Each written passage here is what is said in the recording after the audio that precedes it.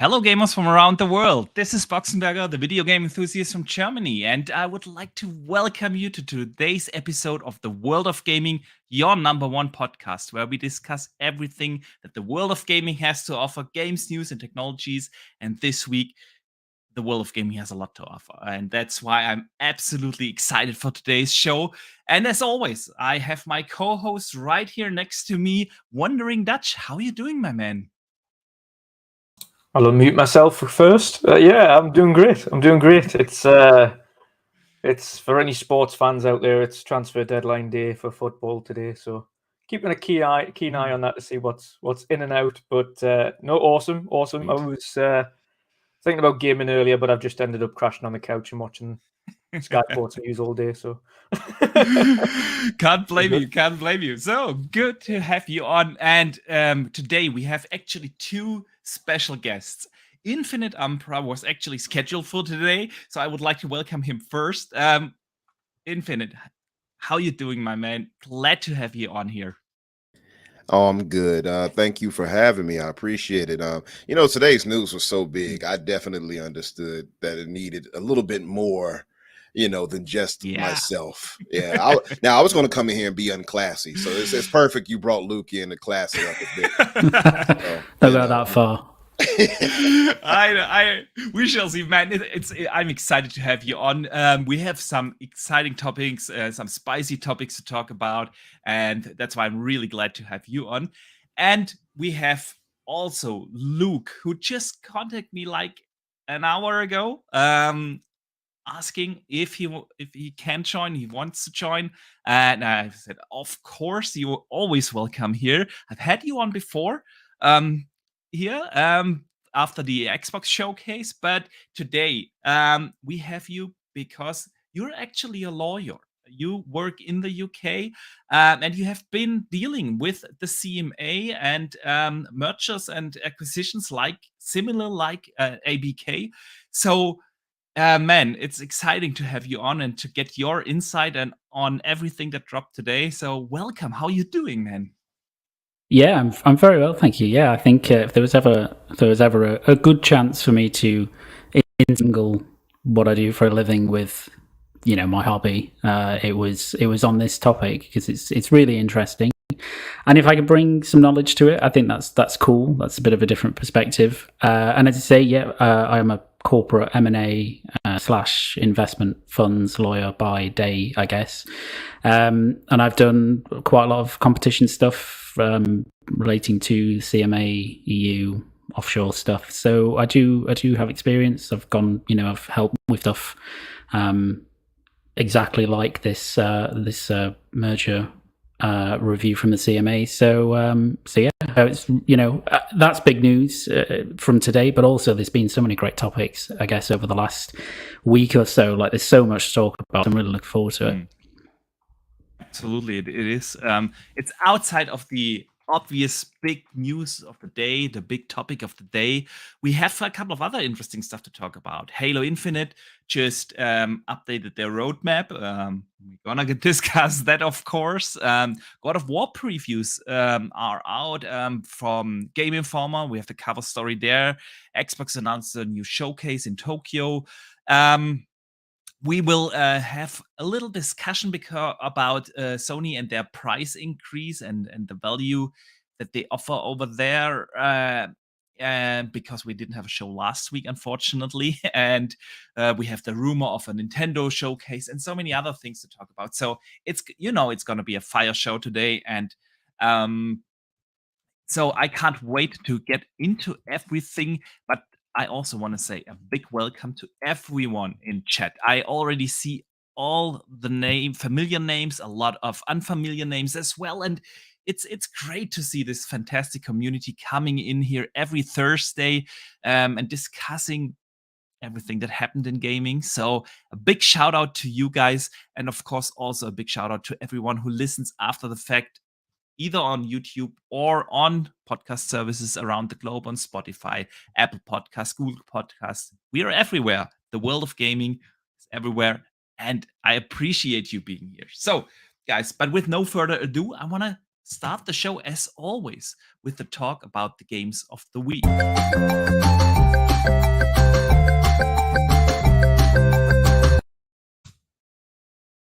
There we go. There we go. Before we get into the big topic, I want to hear from you guys. What has kept you busy? What have you been playing? Let's start this time with Luke. What have you been playing? Oh, what have I been playing? I have been playing Immortality, which just dropped on Xbox Game Pass, which is, for people who don't know, it's Sam Barlow is the director of that game. His games are very unique. They are essentially FMV games where you interact with clips in a kind of unique manner. And there's almost always a mystery to be solved in his games. So some of his prior games were Her Story and Telling Lies, both of which I absolutely loved. And that's kind of the main thing that's been occupying my time. I can say right now, having only played maybe an hour and a half, that I think it's a really special game. Might be one of my favorite games of the year so far, actually. Again, which is surprising to me. Yeah, not surprising to me because I love Sam Barlow's games and I knew I'd love this, but it's super good. And if you look at the critical reaction to it as well, I mean, it's just been, outstanding. I'd really recommend trying it. It's obviously not a traditional, game, but it's a really clever story and integration of really unique mechanics. So I've been playing that. I've been playing kind of an indie trip this week, I guess. Been playing Cult of the Lamb and a little bit of Rollerdrome as well, which came out in the last few weeks. So yeah, and then obviously and I will await the hate in the comments for this, but I am actually quite looking forward to The Last of Us Part 1 tomorrow. So I'm part of the problem. Totally I know that. That's but totally I'm quite looking forward to that. Cancel Luke 2022. No, man. I hope you enjoy it. It's a fantastic game, but I have bought it twice already on the PS3. Yeah. On the PS4. So have I. Part of the problem, but there we go. It's like with the Nintendo games, right? Exactly. It's exactly the same. It's just the same. Yeah. Good stuff here. Umbra, what have you... Oh, hang on one second. I got a super chat coming in from Stubbs Gaming just for you, Luke. Excited, my friend. He says, Luke is on the show. Have fun. Stubbs, thank you so much for the generosity. I'm also excited to have Luke on. But yeah, Umbra, what have you been playing? I've been playing a bit of everything. Typically we'll have our game nights and we'll have Halo. Man, after today's news, I don't know if I can. Anyway, we'll get to that. But so I've been playing. I started up Immortality since it's been getting like nothing but great reviews and masterpiece praise and all of this. So I'm starting it up. I'm going to try Tinykin as well later. But I've oddly enough been playing Uno with friends. Oddly enough. And it works nice over xCloud or whatever, or console streaming, I guess I should say. That and The Ascent with Risket and Jedi Knight Peter. And the DLC? Yeah, well, I haven't gotten to that yet because I hadn't actually played the main full game. Game. Okay. So we're going to do that and then get to the DLC. And me and Risket are actually going to do A Way Out too. So the people who made It Takes Two. They also made a Way Out. So I played it. It's cool. It's a good game. Definitely going to get to that. You'll enjoy that. Yeah. How about yourself? What have you been on?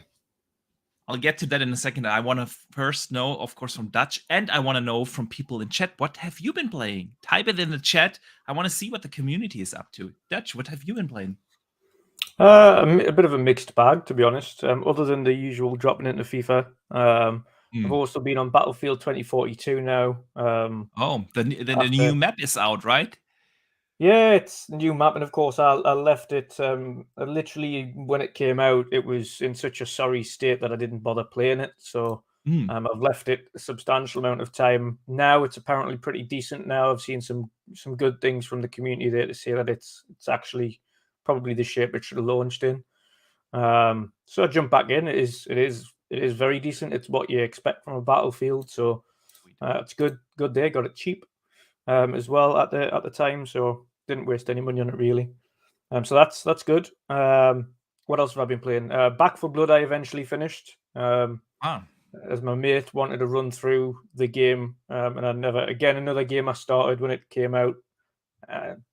Didn't really put much time into it, put it down, moved on to other things like Psychonauts and things, and played through that instead. So finished that up. Cool. And then, of course, in the coming weeks, I'm just looking forward to Metal Hellsinger now. That's my main focus. But yeah, those two predominantly. Sweet. Good stuff. Good stuff. Yeah, what have I been playing? I've been playing, and I want to throw some footage of that game onto today's show. Oh, hang on. I messed up the overlays. There we go. I've been playing Destroy All Human 2, the remake. I just let the first hour of the game, so there's really no spoilers there, run here in parallel while we get into the topics of the day. I'm really enjoying this one. If anyone, I don't know if you guys played the first one, but it is a lot of fun. It doesn't take itself serious, and the humor can be a little bit juvenile at times, but I'm just having a blast playing this. It's a really good and fun game. And of course, other than that, I'm still so addicted to Age of Empires 4. I hit the 250 hours in that game this week.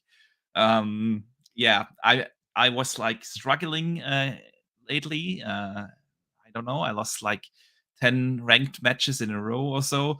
But then I figured out something. I went back to the drawing board and I tried out new build orders, and now I'm doing very good again. And so yeah, having a blast still with H4. Let's see, what are people in chat playing? We have Stubbs. He's playing Yakuza. What else do we have? Destiny 2 is getting played by Natty, the new season of Destiny 2. I actually have the Witch Queen downloaded, but I haven't started that one. I need to do that again. What else? RSG Fane has been playing NBA 2K.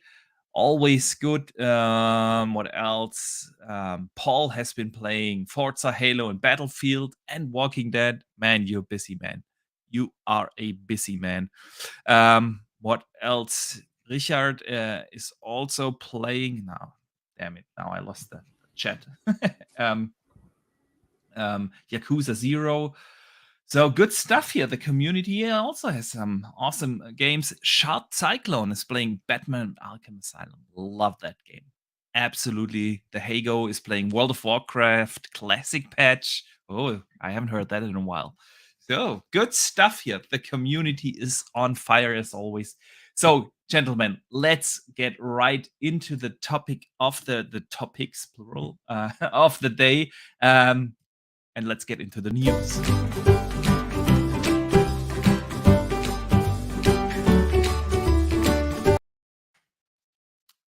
All right. So the big topic of the day. Actually, a couple of things dropped today. So I was thinking about how to approach this year today. The big news item, in case you haven't heard, is that the CMA in the UK has issued some concerns about the acquisition of Activision Blizzard by Microsoft. And they have given them a deadline of 5 days to address those issues. Otherwise, they will go into a phase 2 with in-depth investigations. And we have, of course, Phil Spencer replying with a very lengthy blog post. I picked out a couple of statements from that blog post, but we get to that in a second. So I want to do it a little bit structured here, because then we can get all the different views and things and opinions in here. I want to start with the CMA. I want to read a quote here. from their statement. The CMA is concerned that having full control over this powerful catalog, especially in light of Microsoft's already strong position in gaming consoles, operating systems, and cloud infrastructure, could result in Microsoft harming consumers by impairing Microsoft's closest gaming rival ability to compete. So this is their big issue. Like I said, Xbox has been given 5 days to address those issues. Otherwise, they will continue in a phase 2, in-depth investigation. So, I want to get to Luke first here, because I think you being a lawyer, actually being involved with the CMA before doing other mergers, similar mergers, can you let us know what that actually means? Yeah, sure. So effectively, when you have a notifiable merger like this, and the way that mergers become notifiable essentially is because of their size. So certain turnover thresholds, if they're met, then you would have to notify CMA. Obviously, with the massive turnover that these two companies have, that especially in the UK, it was always going to be notifiable. The CMA then conducts the phase 1 review, which is what they've just finished. The phase 1 review is in depth from the CMA's perspective, very in depth, but it's also light touch compared to the phase 2 review.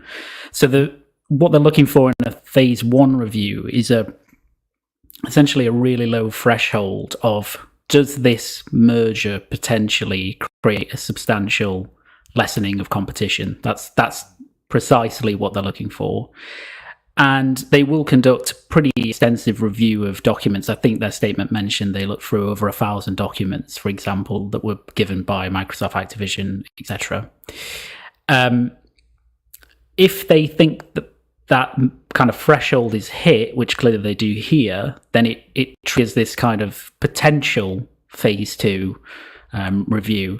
And I say potential because effectively, although there's no obligation on the parties, in this case Microsoft or Activision, what they can do is they can offer what are called undertakings to the CMA. An undertaking is effectively, and the word undertaking as a lawyer actually gets me very scared when I hear it, because if you're a lawyer and you break an undertaking, you actually get struck off for that. It's really quite an intense thing. Undertaking is effectively a legal promise.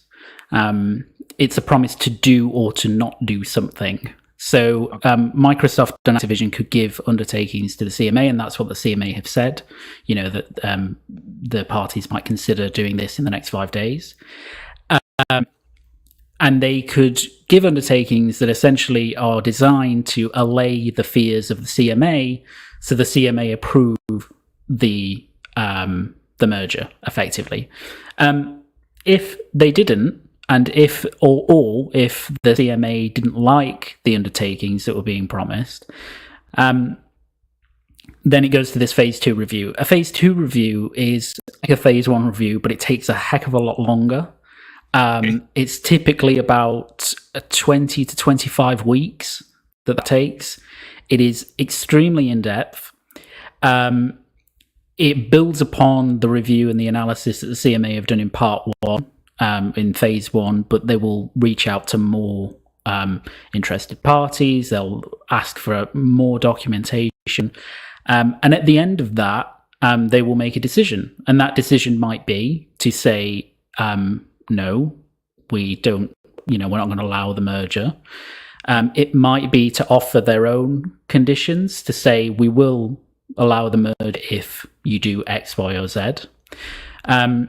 And again, that goes back to the undertaking point. And typically, the CMA will ask for what's called a structural undertaking at that point. And what that essentially means is, in most cases that go through to phase 2, come out the other end, they'll want like a hive off of particular things. So, if you were, making shoes and you also made laces, and they weren't really satisfied with a merge with another shoe and lace making company, they might ask you to hive off the lace, enterprise, or something like that. And there are also behavioral undertakings, which are a bit like the ones I described in phase 1, where you could say, okay, in the future, we will not do X, Y, Z. So that's kind of the process, really. Okay. So it's not too complicated, but phase 2 in particular takes a lot of time. And it'd be interesting to see if this does go to phase 2. I should add that the phase 2 success rate in terms of cases, so between kind of 2019 up until about now, I think in the UK, because I was looking at this incidentally weeks ago for something work related, but there's been 48 referrals to a phase 2 investigation via the CMA. And I think something like 66% of those have had global deal mortality at the end, i.e. the deal has collapsed or it's been abandoned or it's just failed for some other reason. Now, the CMA don't block many cases after phase 2. In general, they don't block a lot, but they do block some. So it's not a great place to be, but that's not to say that this will be one of those cases. But I think it's just, temper expectations a little bit. It's not an ideal place, I guess, is my summary. But yeah, I mean, if it's probably worth talking about what happens if the CA block or decide to block after a phase 2, if it got that far. What happens then is, in the UK at least, you can appeal. So Microsoft or Activision could appeal. It goes to someone called CAT, who is the Competition Appeal Tribunal. It's a separate body from the CMA meant to give oversight to the CMA. If CAT can either uphold what the CMA have said, they can reject what the CMA have said. In fact, there's been some famous cases where they have done that.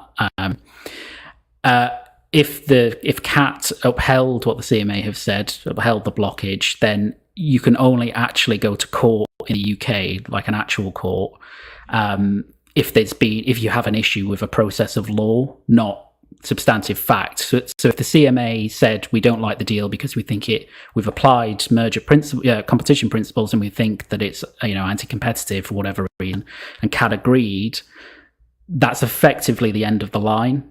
There is no other recourse unless some procedural legal points gone completely wrong along the way. So hopefully that's, I wouldn't say interesting, but maybe useful kind of context. Absolutely. So, given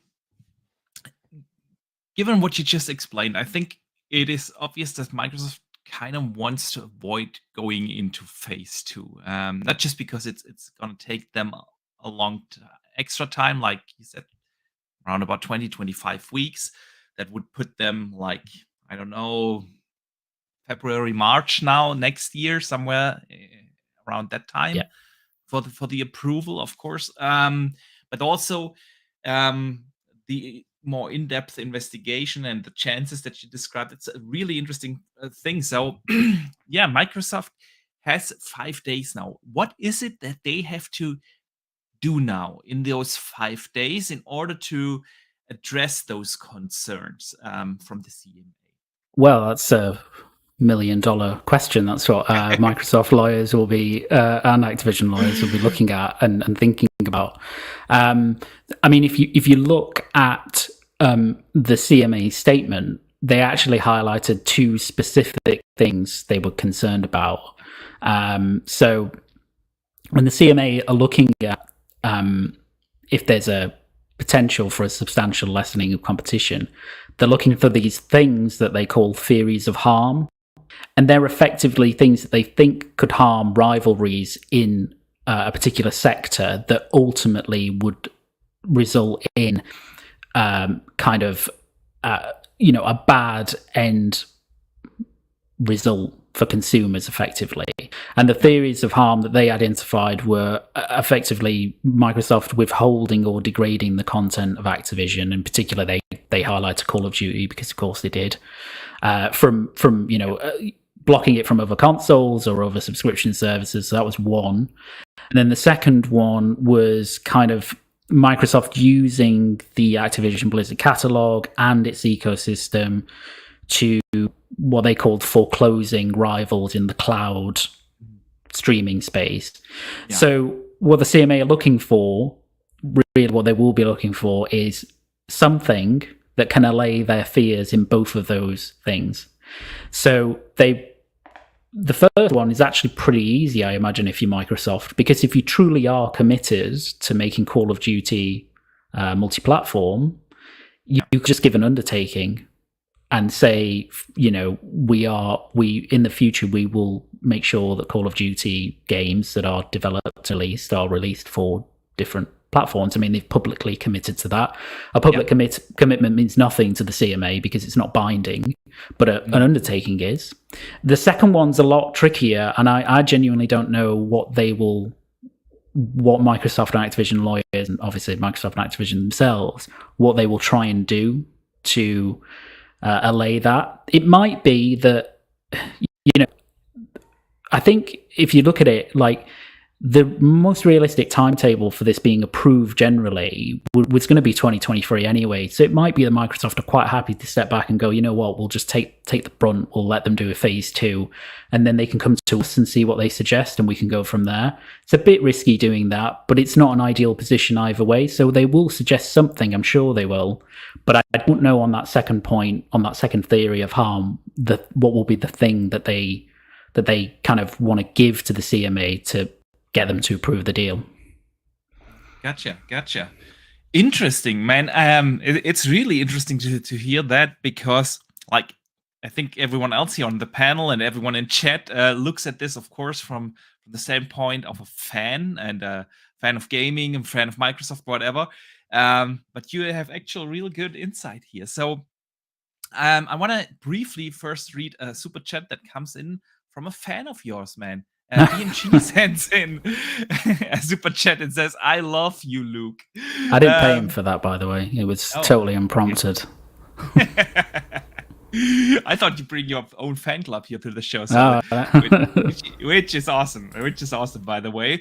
We already have like a little bit more than 60 live viewers, which is fantastic for this show. So thank you so much for being here today. Leave your thoughts in the chat and tell us what do you think about the CMA statement. I want to briefly get, of course, Umbra's and Dutch's thought on this before we touch on what Phil had replied today in a very lengthy blog post. And Luke, of course, we want to hear your thoughts about that as well, and if that is already kind of what the CMA is looking for. So we'll get to that in a sec, but Umbra, let's hear your thoughts on the CMA statement. Sorry. It almost reads, and I know, like, Stubbs, like, anybody that's upset by this is a fanboy, and I disagree. It almost reads like Sony was like, hey, so sure would be a shame if, you know, you have to write some type of damning letter. No, it seems almost Sony-esque the way it's written, almost like a fanboy online wrote it. That's what it seems like. I know it's not, but the thing of it is just perception. It feels weird to me, and thank you, Luke, for that explanation. It just feels weird for me to hear, after acquiring something, that you're like, oh, well, you can't just have it though. You have to still share it with other people. Does that not seem weird to you? Because Sony has been on a shopping spree during this whole thing, and not once has there been any talk of, oh, this competition is going to harm competition. They are number one in, I understand what you mean. Digital sales. Yeah. They are the market leader. Microsoft is third place. Last gen, they sold what, 58? I think it came out, it was 58 million consoles, which was surprisingly higher than most of us thought. Sony sold what, 112? Nintendo right now, I know they're not actually 8th or 9th gen or whatever technically, but they're like 111 or something like that. But Microsoft is going to cause Sony some type of grief all around by competition, competitively at least, because of Call of Duty. Now, there's no shame in admitting, obviously, Call of Duty having that, and you know, Blizzard and things like that obviously would improve things for Microsoft. There is no question, there's no argument there. But to write it off and say like, oh, this is going to harm competition when Microsoft is in third place and struggling in that aspect of gaining market share to many who still write them off, be it media or fanboys. It just sounds weird. It just feels weird to read that and like, oh, okay, oh. And so as Luke pointed out, they have to make these certain concessions. And one of their things they're worried about is in the 5 days that they have to, present to them is they're worried that Microsoft would refuse access to Activision's game. Well, Microsoft has come out and said that already. Now, I know you said that word of mouth isn't the thing, Luke. I get it. But I'm pretty sure that can be rectified pretty easily by having some type of, I don't know, some type of documentation or something they sign for them. I don't know how that would work. It's an undertaking. Yeah. It's an undertaking. That's what they call it. Okay. Yeah. Okay, I thought you said Undertaker. Okay, I'm joking. Oh no, not the dead man. No, he's retired now. They're not going to present him. Okay, cool. Yeah. I told you I didn't come to be classy today. Yeah, or providing much access, and that's the part that got me weird. It's like, because I heard you say about subscription services and such, and it's like, I paid $70 billion or whatever it is, right? Let's say 68 point whatever. I'm rounding it up. Yeah. $70 billion for this, and I have to still allow it on other people's streaming service. Does that makes no sense to me? That sounds so silly to hear that, honestly. And I get it. And I know the argument is, it's so unique, and that Sony tried to argue, but you still have Apex, you still have a Warzone. Not Warzone. You still have what's the other games, the other battle royales? You have Fortnite, you have all these other games that are making money hand over fist. It just strikes me as so odd to continuously see all these barriers placed in front of them.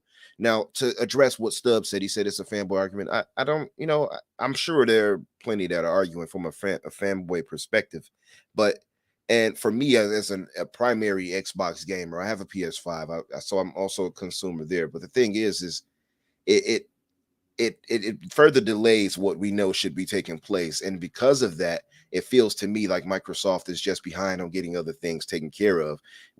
And honestly, I don't know if it's a failure of Microsoft there or whatnot, but I mean, I look at the Halo situation and it's like, what have you all been doing?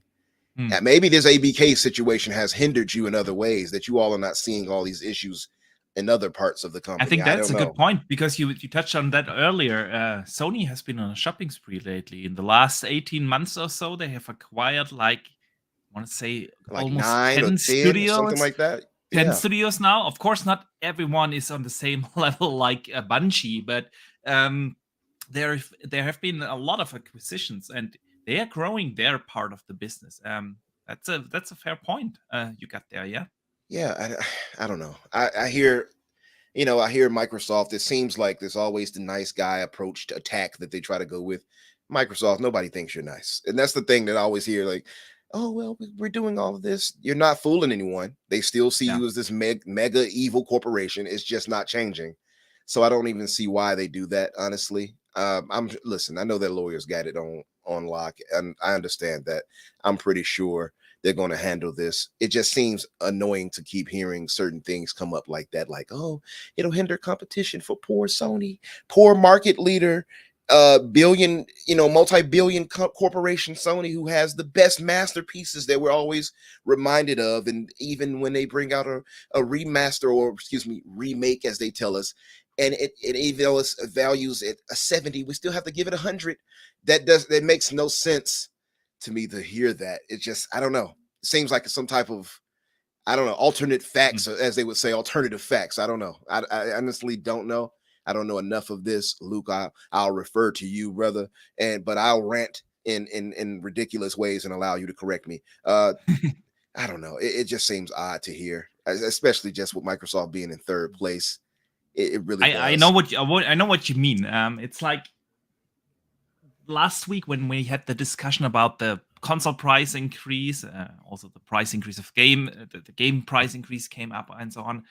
And one of the big arguments that I also said publicly on Twitter and everywhere is like the fact that Sony didn't raise the prices in the US and only in Europe and other markets where they have like the upper hand. They abuse their market dominance there. That's why they can raise the prices here. They wouldn't dare to do that, for instance, in the US. Right. So from a consumer perspective, it really is a good point to bring up. That's Sony need like this push of really hard competition, because right now, even though Microsoft has done fairly well this generation so far, on a global scale, they are still far behind Sony. absolutely. And that's why Sony has the audacity to increase the game prices and console prices as they do in certain markets. So I totally get your point in hey, Sony needs some competition. That's It's an actually interesting good point for you brought up. consumers. That's an interesting point you brought up, Box. I didn't think about that.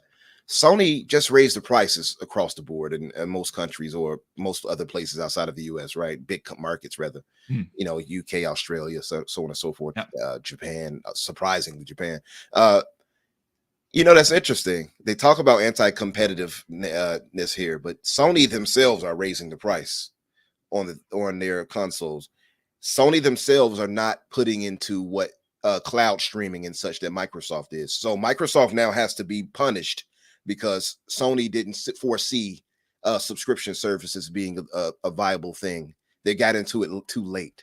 They don't have enough capital to do what Microsoft is doing. So Microsoft should be punished because of Sony's lack of foresight. That doesn't sound right to me. It doesn't feel right, especially with them raising the price as they did. But we have to worry about competition for them. Poor Sony, who just raised the price of the console on the consumers. We have to look out for Sony here. It just sounds silly. True that. Good. You bring up good points. I want to read briefly 2 super chats that came in from Kirby Luis. He sends in $5 and says, why is it always Sony, Sony, Sony? It's so unfair that Sony this, what about Sony that? What about Nintendo? How is there not the same energy? And he sends in a second one to back that up.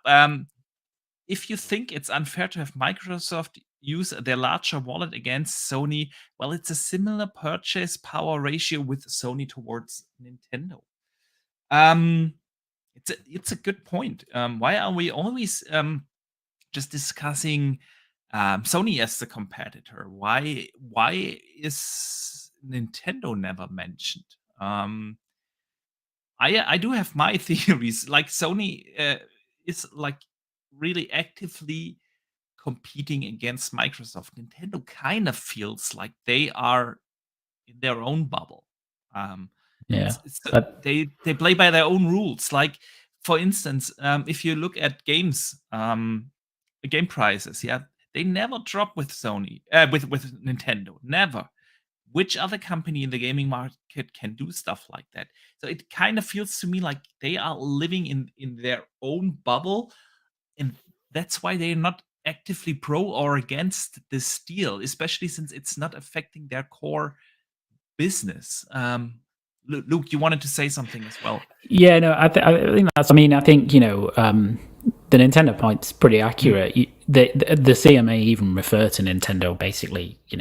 They're their own thing. They're not really a direct competitor to either Microsoft or Sony. So the CMA aren't really concerned about that. And look, like Umbra, and everybody who's made this point, I totally understand. Looking at this and thinking, well, Sony have done X, Y, and Z, and they've made X, Y, and Z acquisitions. Why aren't they getting, scrutiny, as it were?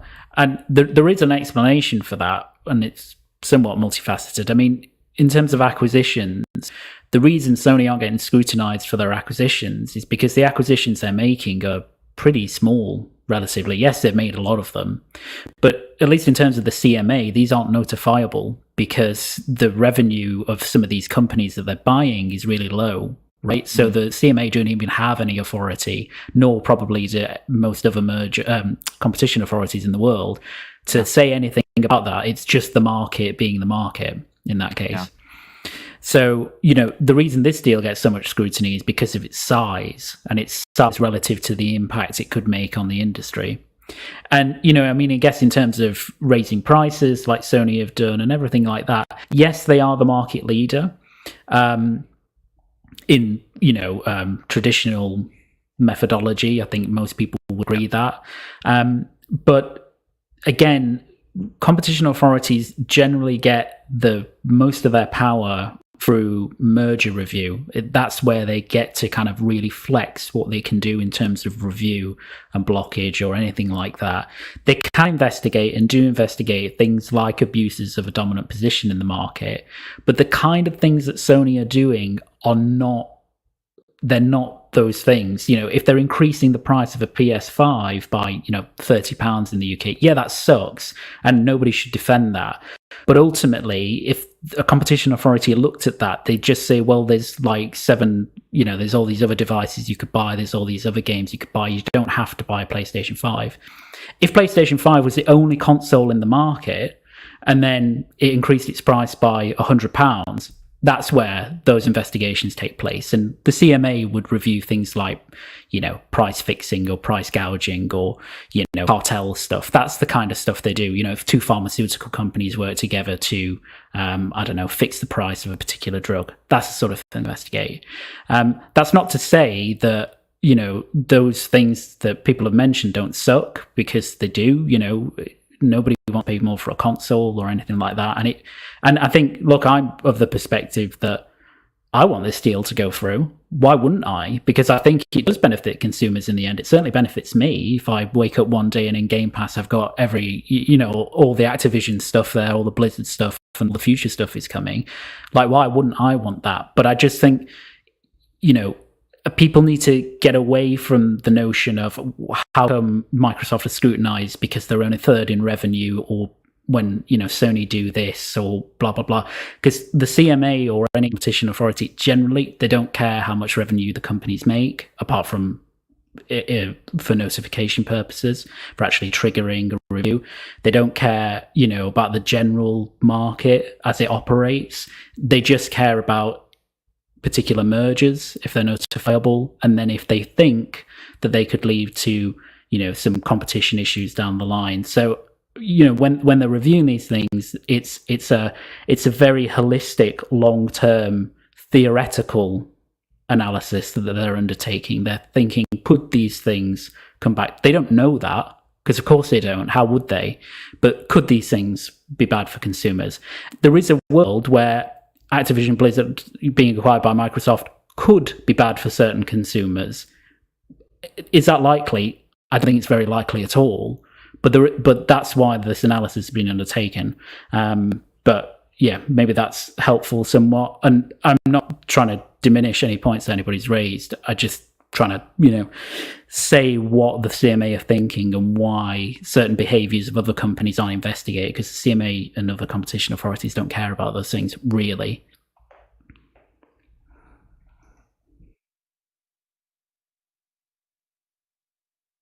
I was going to say, Box. I think yeah. Sorry, I was muted. I was actually muted. Yeah, I was 2 seconds away from stepping in and just I don't know, causing mayhem. You jumped in right. No, I will give my thoughts also in a second. But I get your point, Luke, from a CMA perspective or legal perspective. That totally makes sense. I agree. Of course, from a consumer perspective, we do care about raised game prices or raised console prices and so on. But Dutch, I want to hear your thoughts on the CMA thing. Let's hear it. Yeah, so I'll come through from a different angle to what Luke is, because Luke's the guy who protects these mergers. I'm the guy who tries to make them happen. So in my line of work, I'm a corporate broker. So I try and broker deals for large end users, such as blue chip corporates. So my side of things is from trying to get a deal over the line, trying to make things happen, ironing out issues, ironing out faults, in order to allay fears, essentially, from the buyer. Or in this instance, of course, the allaying of fears would be the CMA.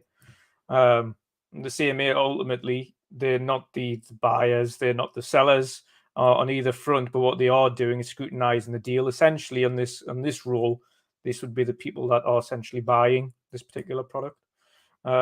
in this sense, they're scrutinizing it to make sure that it doesn't harm certain aspects of the industry or the wider business front. If you have a look at the kind of wording around that, and this is, I think it's been written out pretty plainly from both sides of the aisle.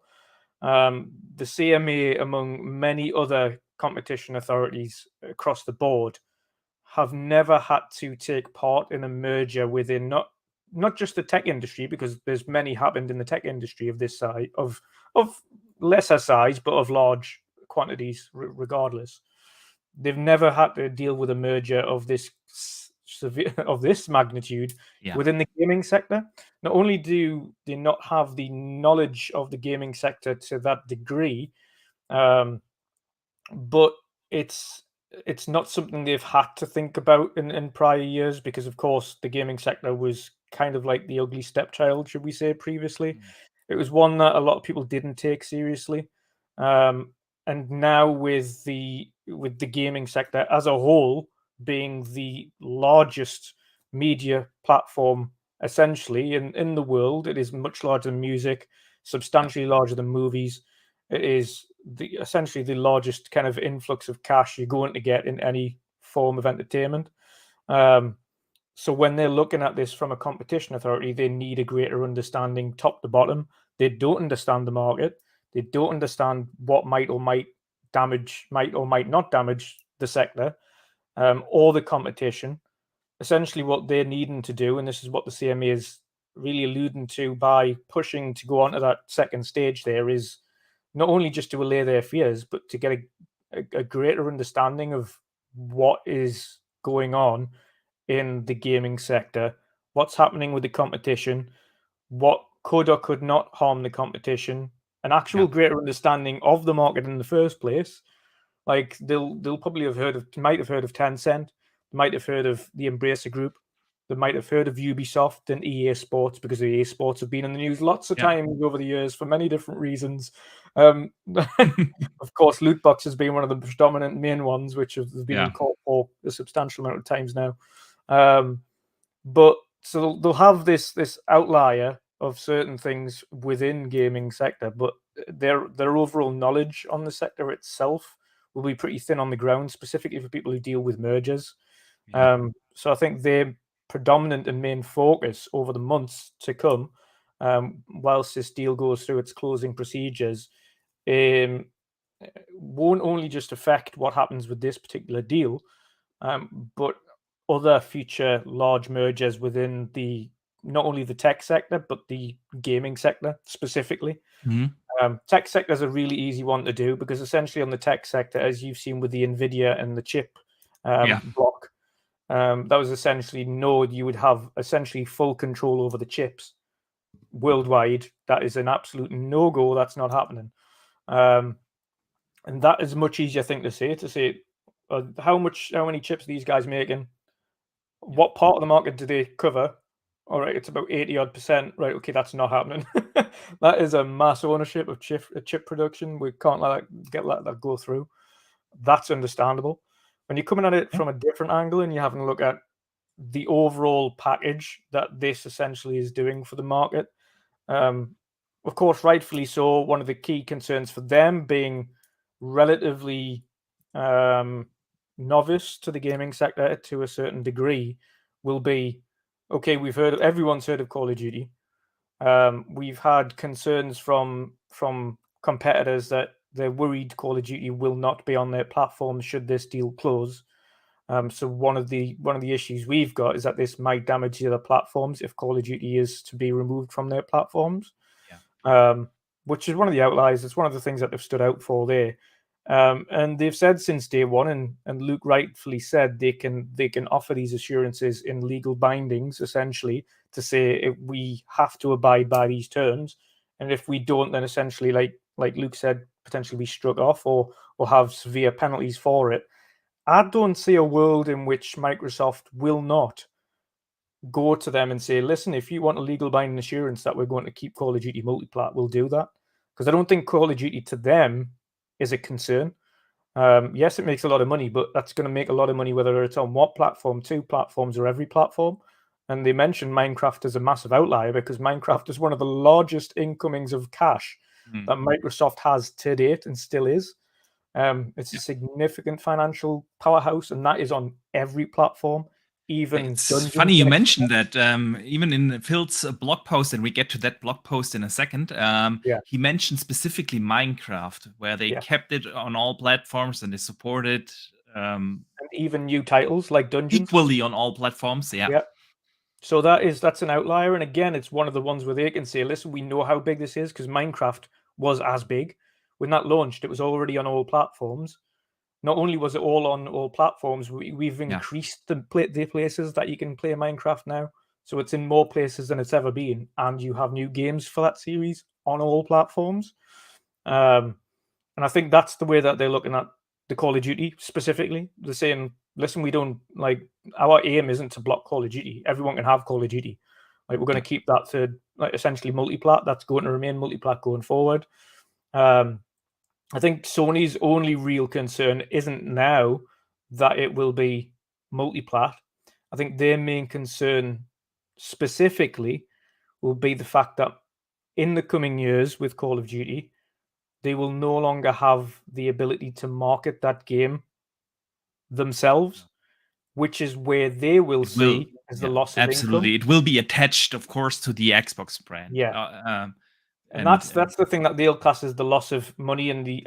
But again, on that side, from an anti-competitive nature, if you were looking at that from a strategically or strictly the anti-competitive side of things, they would essentially look at that and say, "Well, listen, you've had the marketing rights to Call of Duty for years, and Microsoft haven't had the rights to Call of Duty for years, so." Essentially, you're doing what Microsoft will potentially be doing.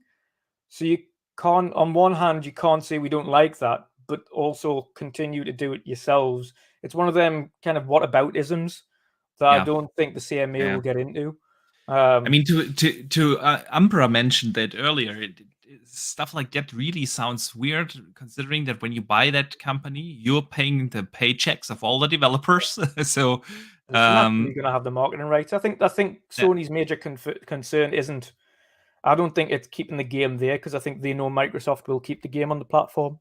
I think Microsoft they know, be it on, if they just had it on Xbox, they're going to lose out on 100 million consoles worth of essentially guaranteed potential sales through PlayStation. Like, Call of Duty is still an absolute mammoth on all platforms. Restricting it from PlayStation isn't going to do Microsoft any favors on a financial standpoint. So you may as well continue to do it there, because it's only going to benefit you financially. And both microtransactions, you're going to agree the split with Sony anyway for how much they earn from the game. So you're going to balance it out on that front. I think specifically for this, I think the main thing for Sony is not being able to market Call of Duty going forward is their actual problem with the deal. And I mean, from a Sony perspective, you can. Sorry for jumping in, but from a Sony perspective, of course, you can understand that it's one of the IPs on the platform. But of course, on the other hand, you also have to see, like, that's just a gaming business, that certain things are exclusive. They are paying a lot of money to Square for keeping Final Fantasy off of Xbox and other games. And this is part of Microsoft. This is part of Microsoft's argument. We've already seen it before. We've seen it the other month or other week it was, where we saw the leaked kind of documentation responses back to them, specifically highlighting Final Fantasy and Square Enix titles. And we know that's part of the kind of thing to say, listen, we're not going to do that. But Sony have also been guilty of doing this themselves. So it's like, we can understand their concerns on Call of Duty, but they're also guilty of doing that same thing. So I think in retrospect, I think the CMA is not going to have. I don't think they'll have an issue once they've got a sound understanding of the sector, where the sector's going, the actual competition worldwide. Because once they know the competition isn't just related to Sony and Nintendo. And one thing I don't think they really truly understand is the actual larger competition out there with Amazon, with Google, with Tencent, with Embracer Group, so on and so forth. These large organizations with a lot of spending power. I think once they've got a sound understanding of the sector, I think the deal will then progress nicely. I think some of the basic concerns is more just an educational sect for the CMA and other regulators. To be fair, it's not just the CMA. We'll have exactly the same thing in the US. The FTC, etc., will be going through exactly the same rigmarole right now. They'll be going through and educating themselves. They've never done a merger of this size in the gaming sector. They don't really understand it. So, Yeah. And this is, I think, alluded to in the response from both Bobby Kotick and from Phil Spencer. Both of those have released statements. One of them internally to staff, the other one, of course, to the public. And their statements essentially sound off that. It's about education. They're going to help CMA essentially educate themselves on the market as it is. But this will have, I think, more of a lasting impact on whatever happens to this deal. Now, granted, I think it's still going to go ahead. It's just it'll take longer than expected because, of course, the educational section of it is now greater than we thought it might be. But I think the output of this and what they learn from doing this transaction, which is, of course, the largest transaction in history when it comes to mergers. At least in gaming, or in the entertainment sector, Yeah. 70 odd billion pounds. 75, It's insane. Right. It's insane. But, man, you bring up a lot of great points. Have a knock-on effect for future mergers, I think. Once they've understood this one, other ones will either get done much quicker, or because they understand what's going on, they'll just go, absolutely not. We know what this is going to do. So, absolutely. Yeah, man, you bring up a lot of great points. I just want to briefly read a couple of the super chats that came in. Lady Sayan sends in $5. Thank you so much for the generosity. She says, finally able to catch you guys live. Great convo. Great to have you here. It's always awesome to see people catching the show live, and the chat does have a fantastic discussion going on here. And then we have Gamer by Choice, who sends in also $5 and says, Xbox did say, pardon me, Xbox did say they will keep Call of Duty Multiplat as long as it's financially viable. So if the Sony player base decreases too much, they could remove it. And that's, of course, a great point. At some point, it might not be a business case for them anymore to do it Multiplat. And the question becomes, of course, how binding is a potential undertaking? Very. Yeah, very. But let's be real here. Yeah. Sony is embedded into the gaming world. People are not just going to abandon Sony and like, oh, it's not going to be viable on Sony. That's just not going to happen. That's not even reality. Can I just read one thing and I think we'll move on, right? Please. Yeah. And this is the part where I found weird, and I was like, why is it worded like this? It just reads wrong. So they said the CMA is concerned that having full control over this powerful catalog, especially in light of Microsoft's already strong position in gaming consoles. I'm like, huh? All right. Operating systems and cloud infrastructure. Okay, I can get that part. Could result in Microsoft harming consumers. That's the part that sounds so weird to me, especially with Sony raising prices and blocking off games on Microsoft consoles and things like that. How exactly would Microsoft be harming consumers with the most affordable console in the market, with options of PC or even playing xCloud, playing on a go, or mobile, or with the cloud? How would that harm consumers versus Sony doing what they do at all? Like, how does that work? Can anybody tell me that? Anybody in the chat, you all can feel free to answer too. Because I see a lot of people like, this is for the consumers. I've seen people say it. I'm like, how? I totally see your point, and I actually agree there. I think at least right now for us consumers, it would be a positive thing. Like Luke said, if we wake up one day and have all these games in Game Pass from Activision Blizzard. It's saving us a lot of money. So from that perspective, definitely. I think from a legal point, it's a little bit different. The perspective. Maybe Luke, you can explain that a little bit better than I can. Yeah, I think it's difficult because I think I think first of all, just go back to Dutch's point about the CMA generally in terms of their knowledge. That mostly true points there. Is in when the CMA are evaluating a merger in a particular sector, they don't have ready knowledge of that sector necessarily. Now, they may have done, it's a pharmaceutical thing, they've done lots of pharmaceutical cases, so they will kind of broadly know stuff. But the whole point of a phase 1 and a phase 2 review is for them to, particularly phase 1 review, not necessarily phase 2 review, is to get as much information within a pretty narrow time frame as possible to understand how the industry works. And I know this because I've helped clients present this stuff, because the clients are the ones that have to present it. They have to give documentation and explain stuff to the CMA, because the CMA are not laymen, but they are certainly coming from it, from we don't have inside rational common knowledge of this sector. So I've kind of done that on both. I don't do stuff for the CMA, I do stuff for clients that are trying to merge and that have to present their stuff to the CMA and for regulatory authorities, etc. So that's a good point. And obviously when they're doing this statement that you see here, this is a very short kind of truncated version of their full analysis. Their full analysis typically are massive, right? They're huge documents because they have to really analyze this stuff very carefully within a time frame, because that's an important point.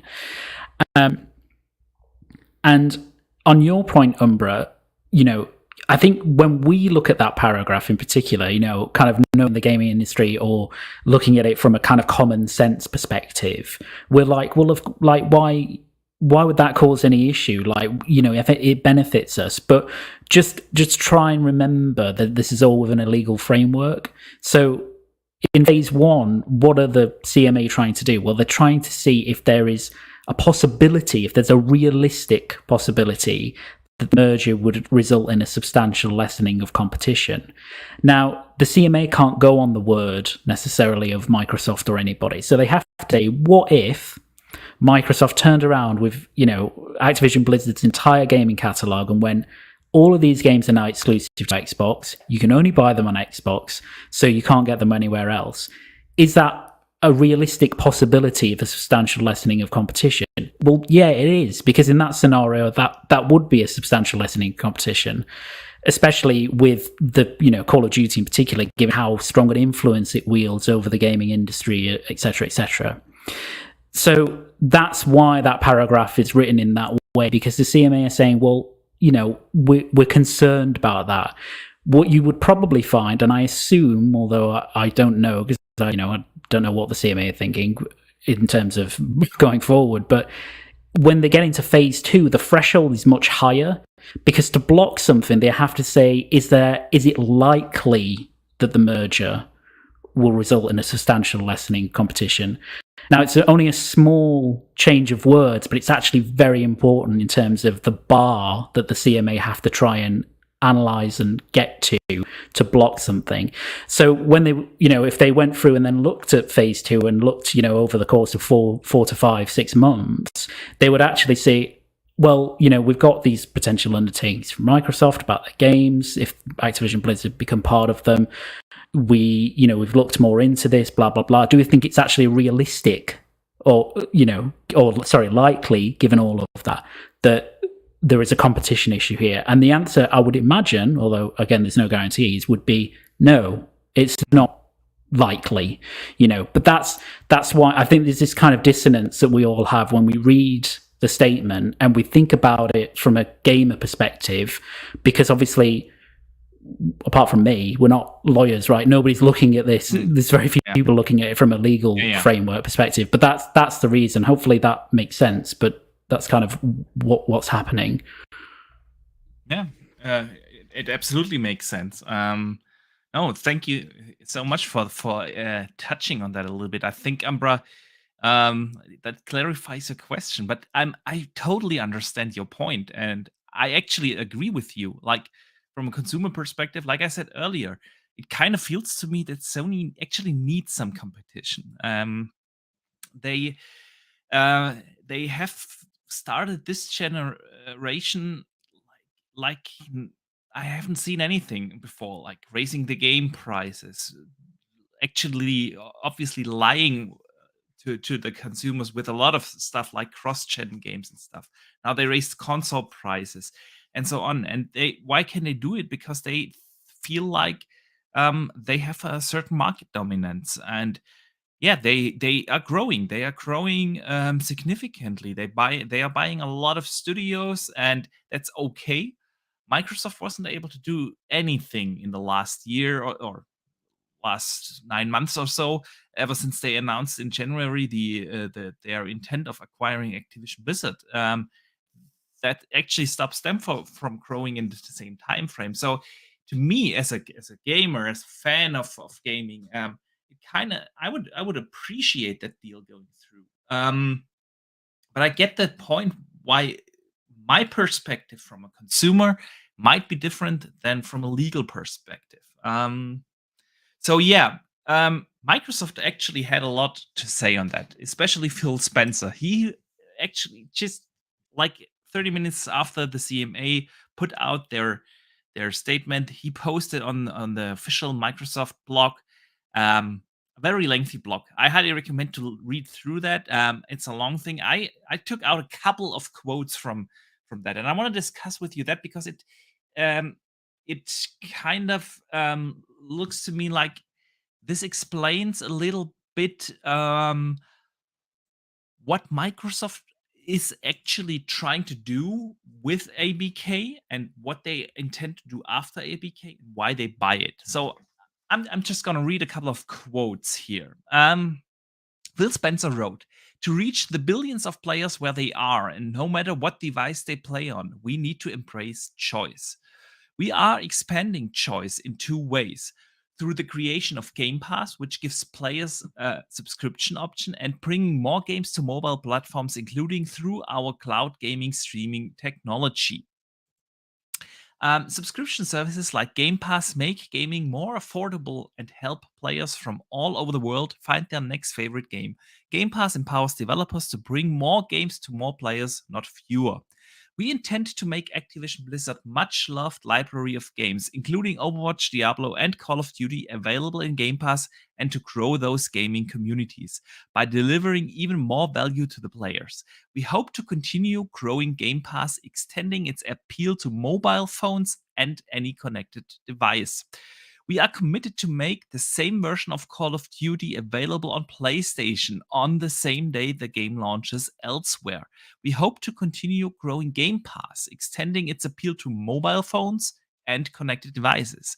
Bringing more games to mobile platforms, however, requires new capabilities. The expertise that the teams at ABK bring in developing games for mobile platforms will help us understand how to create games that engage players around the world." So these were a couple of quotes and lines from the blog post. There's a lot more in there. But to me, this obviously tells a couple of things. The first is they want to ensure that Call of Duty stays multiplat. That's definitely in there. They also explained that their intent is to grow Game Pass. It's not about taking games away somewhere else. It's about growing Game Pass. And to grow Game Pass, they want to reach out into the mobile sector. They mentioned that specifically a couple of times in the blog post. And growing, of course, mobile gaming, growing subscriptions on mobile will help them to grow their entire business. So, Luke, obviously that's not an undertaking, but it is a public statement. And if you bring that in the legal form of an undertaking, how do you feel about this? Is this addressing some of the issues that the CMA has? And what do you personally think about their intent? What are they gonna do? Will they keep games like Diablo, Overwatch, multiplat, or will they make Diablo 4 next year an exclusive, for instance, or Diablo 5 after that, or I don't know. Is this exclusivity just addressing Call of Duty? What are your thoughts on this? Yes, I thought it was really interesting. I mean, what I will say is that this is very clearly and heavily curated to the CMA's exact concerns. The reason it will be like that is because in the background, we're actually when parties are engaging with the CMA, it's not like here's some documents and then a week later CMA come back. It's a kind of ongoing discussion. So the CMA will have given this, their analysis probably a week ago, maybe longer, to Microsoft and Activision and said, we're going to publish this. This is our decision. We're going to publish this on the 1st of September. And so, that's spun Microsoft up, particularly Phil, to go out and kind of have an immediate rebuttal, essentially, of the issues that the CMA have raised. It's very clearly directed at the two harms that the CMA raised as their primary, concern. So I thought it was a really good statement. On a personal level, I think, it kind of reinforces what Phil and Microsoft have said all along about this particular merger. I think I personally don't think that they will make everything multi-platform. Sure enough, things like Overwatch 2 that's already been announced for multiple platforms, Sure. Diablo 4. Existing contracts. All of that'll be honoured. That they could get out of it anyway without having to pay an enormous amount of money. But all of that will be honoured, and Call of Duty will continue to remain multi-platform, right? Because they've kind of committed to all that. For sure, I think there will be games that they will make exclusive to, their ecosystem from Activision Blizzard. The kind of cadence of how they will do that or what games they will pick is actually quite interesting because it depends on what Activision make going forward. If they continue to focus on live service stuff, they might, you might find most of the live service stuff is coming to multiple platforms because it makes sense for it to come to multiple platforms.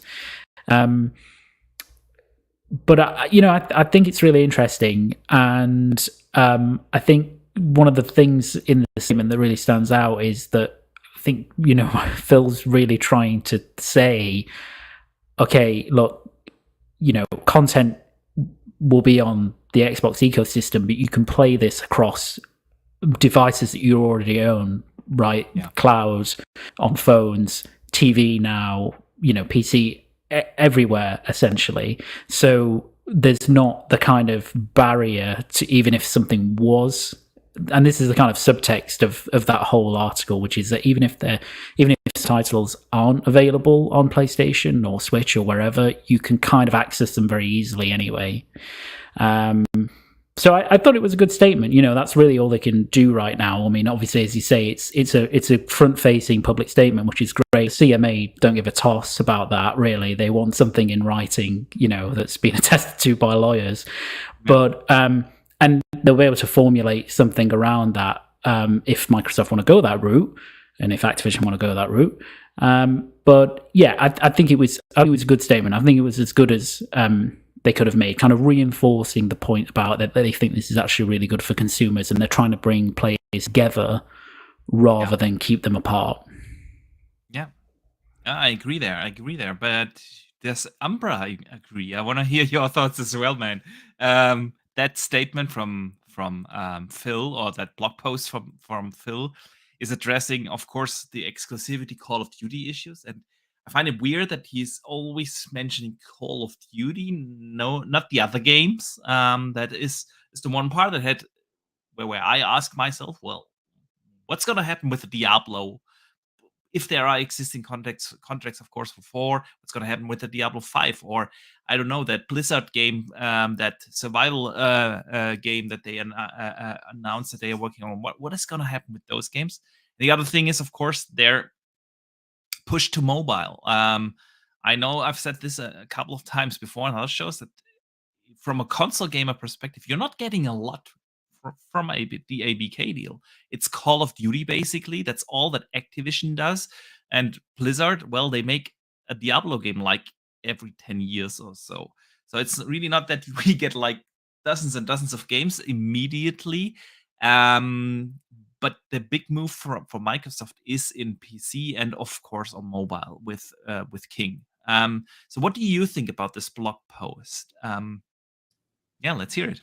It's interesting. I mean, Phil, I know it's not even him writing this. I'm more than for sure it's just the lawyers. Like, oh yeah, yeah, sure, yeah, he just signed it, right? It has a different touch if it comes from Phil and from little sprinkles of the lawyers all over that. I mean, he might have said like, I don't know, one word or something like hi or something. I don't know, but yeah, I mean, it's just PR. It's the basic PR. I don't expect much given from that. I mean, they're not going to risk anything by him saying anything that could be like, oh, but here he said such and such. So it's just well worded lawyer speak, PR speak, and such. I mean, yeah, they have some of the best selling and most recognizable game franchises, but it is always funny that it comes back to Call of Duty, isn't it? And that's what it really is. Sony isn't worried. They're not worried about World of Warcraft. I mean, they're not worried about that. As big as Candy Crush is on mobile and things like that, and I'm sure Sony doesn't like that Microsoft has it now.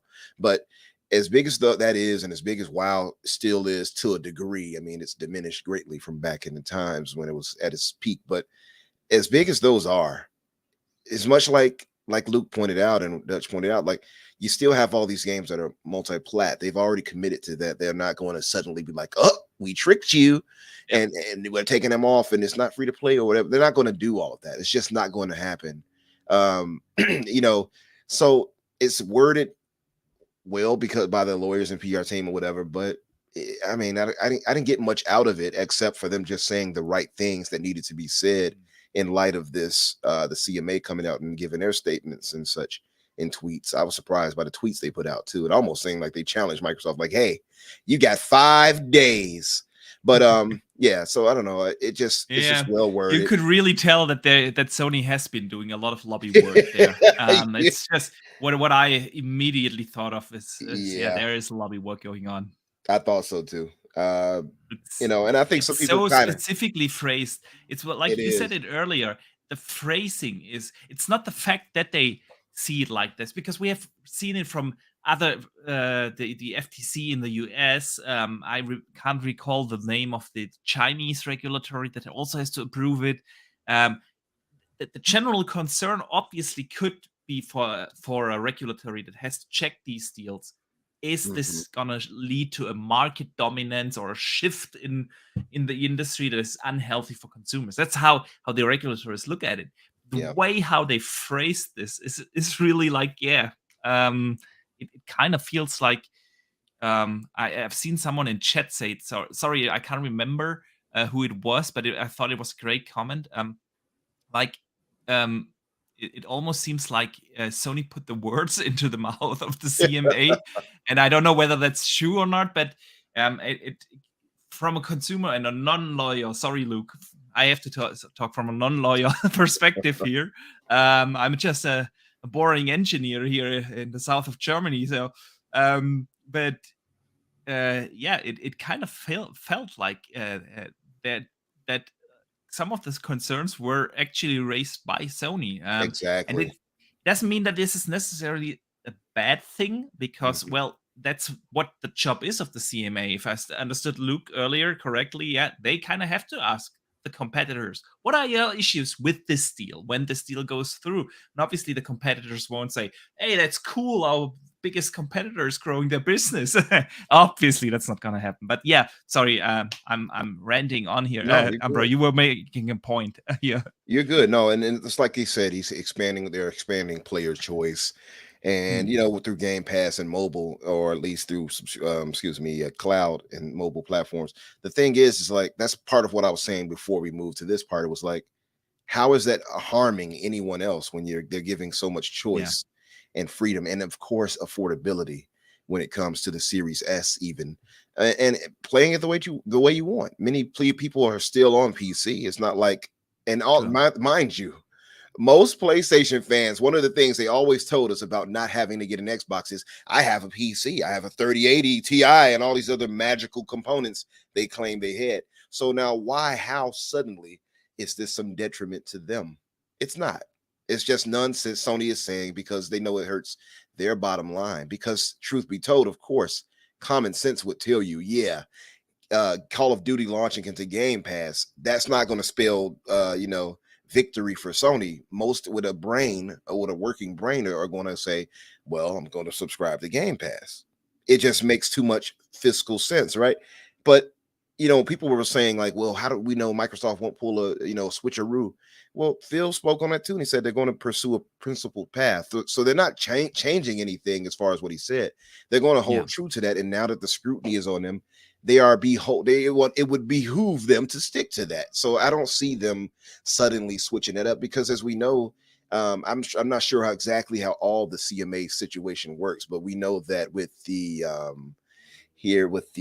what's the word I'm looking for? Our people here, the governing body here in America, FTC. Thank you. Yeah. They can go back retroactively for 10 years and change things, as we've been told. So, and so I don't see how, or why people would think Microsoft is going to pull that. I don't see why the CMA would think that, knowing how it can be easily pulled back even years later, many years later at that. So if the whole thing is, well, 10 years later, they might try to be slick. I mean, it's just like Luke said, if they have an undertaking, which is kind of a legal binding thing, you can't just reverse course because, right. You basically signed off. Okay, you're buying them, but we're playing according to this and this rule. Yeah.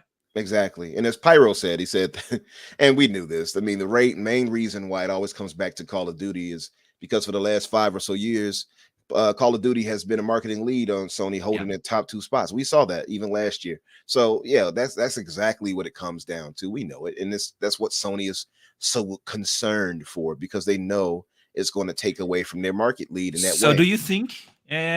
Obviously, Call of Duty gonna stay multi-plat because also that's the biggest thing on Sony's platform. But do you think the other games, like the new Blizzard IP, like the next Overwatch 3 or Diablo 5, what do you think? Interesting.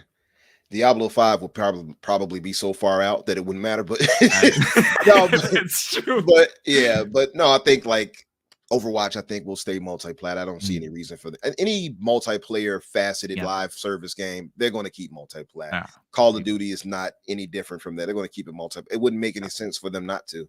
Warzone, all of that coming from Call of Duty is going to stay multi-plat. So I think they'll hold that. I think Sony is looking at it obviously from the point that it's going to hurt their bottom line, because clearly, as we were saying, most people are going to say, I'm going to subscribe to Game Pass. But for Microsoft, they're getting the sweet end of the deal there still. So they're going to get many more subscribers. They're going to market it on their Xboxes, that they sell, which they should, if they have any brains there at their, whoever markets for them. Yeah. But on Sony's side, well, you still have to pay $60 or $70. So I get that part, and I understand why Sony is like, nah, we can't have this.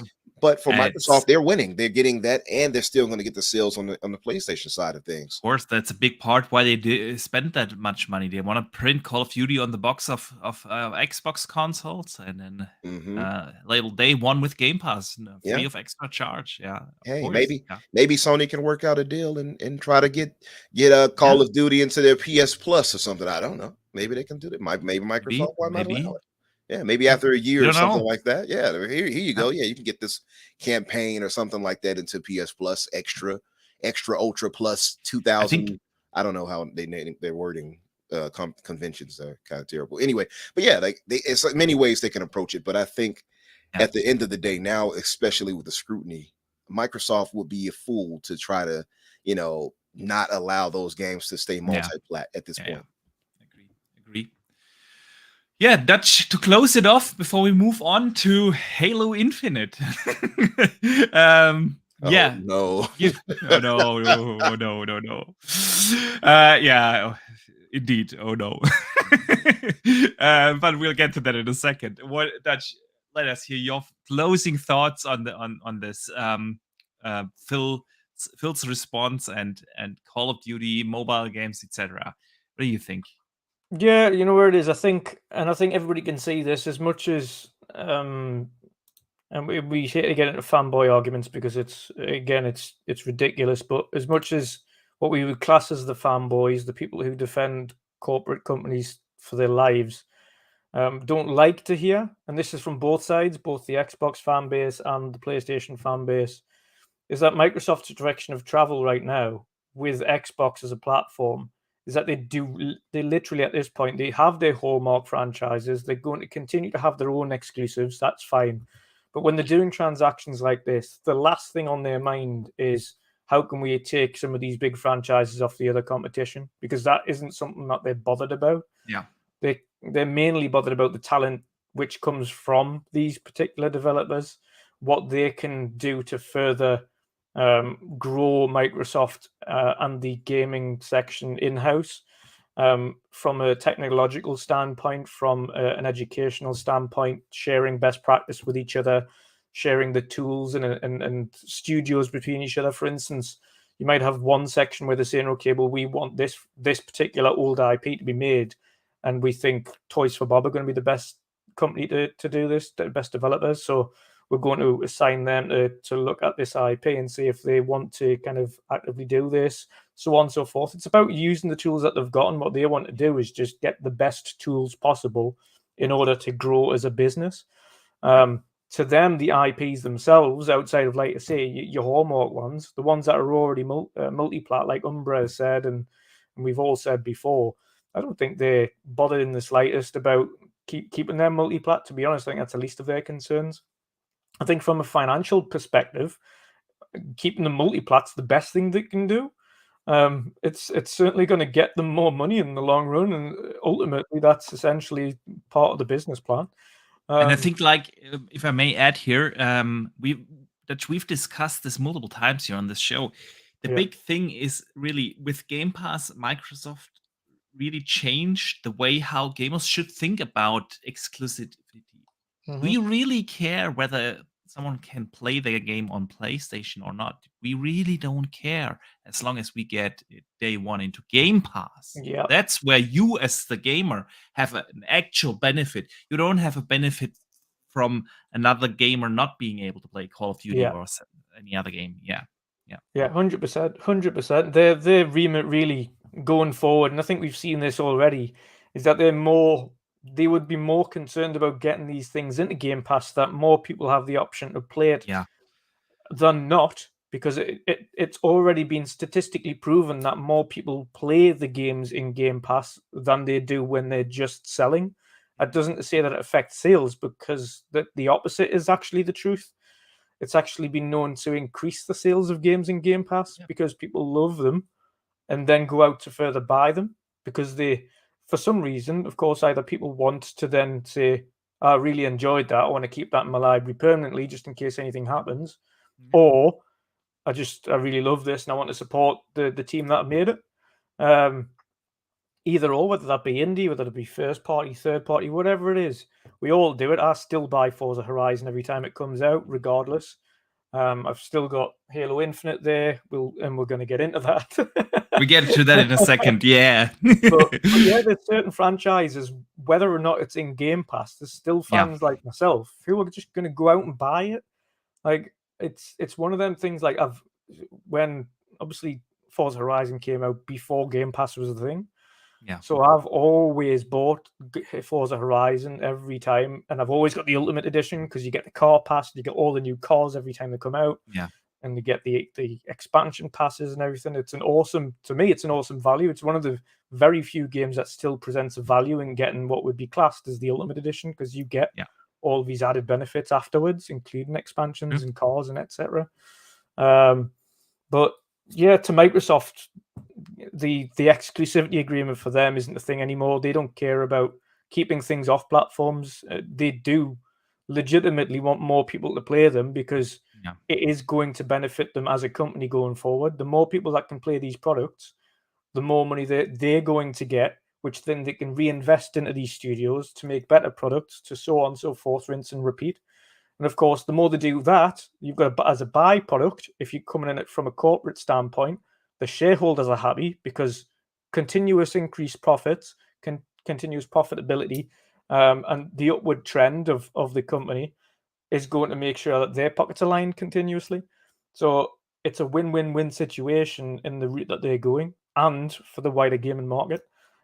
Based on that, and this is again another concern that Sony may have on their front is simply Microsoft have the financial power to go out and do these things, to be able to take the hit, which is primarily the thing. Microsoft took a big hit on getting Game Pass up and running. We all know that. It did take a long time for that thing to be able to, first of all, balance. And now, of course, we're seeing that slowly turning profitable. Yeah. Starting to become a little bit profitable. But it took a long time to get that balance mark. And that's something that Sony can't do, is fork out the money, or should we say lose the money first and foremost to do it. And I think that's one of Sony's main concerns in terms of a competitive nature. Look, Microsoft have got money they can afford to lose. We don't have that expendable cash to that extent where we can afford to take a hit. For essentially for a sustained period, because it's not just, oh, well, we're going to take a hit on the price of a console for 3 months and then we'll put the price back up. That's not a hit. Like, Game Pass to grow has essentially either been non-profitable or on essentially an even keel for the first 1 to 2 years of its life, which is a substantial amount of time to take a hit for any company. So to be able to do that, I think that would be the only concern there on the Sony front. But I mean, Xbox have got the correct game plan in terms of what they want to do from a wider perspective. They don't care about exclusivity. They want more people to play games, legitimately want more people to play games. They're investing in mobile, in PC, in cloud, in console. So every front is covered, whether that be on PlayStation or Nintendo or on Xbox or on your Samsung TV or your mobile or whatever it is. As long as you're playing a game from a company that they're essentially developing from, you're able to play something they've created. The developers are happy because more people are playing their games. They're getting paid for that, so on and so forth. It's the game plan. I mean, the game plan from Microsoft is sound. It's essentially whether or not the rest of the industry wants to not only buy into that game plan, but wants to play ball.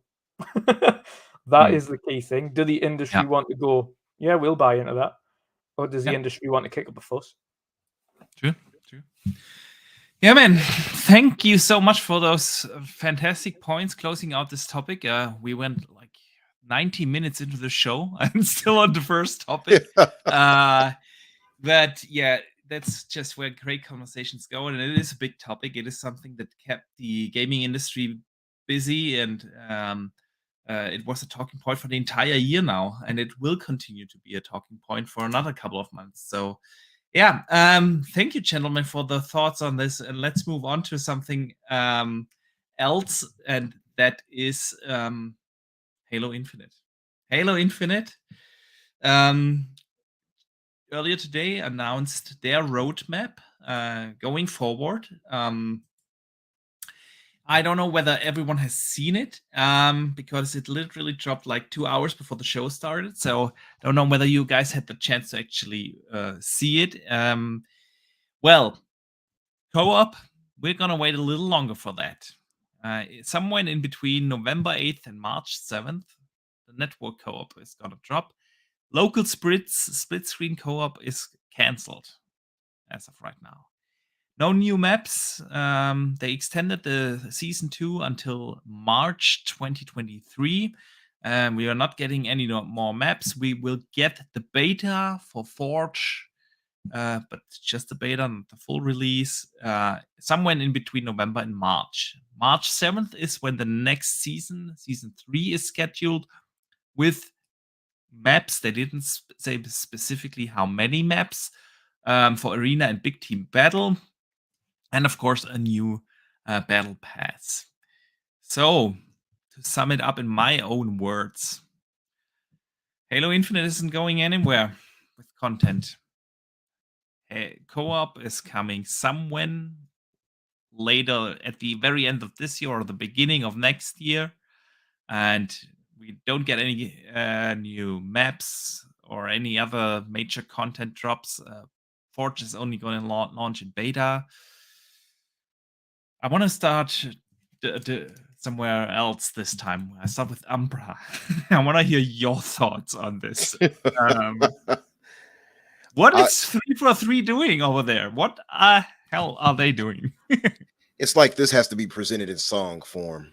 Box is like, oh, hang on, Umbra.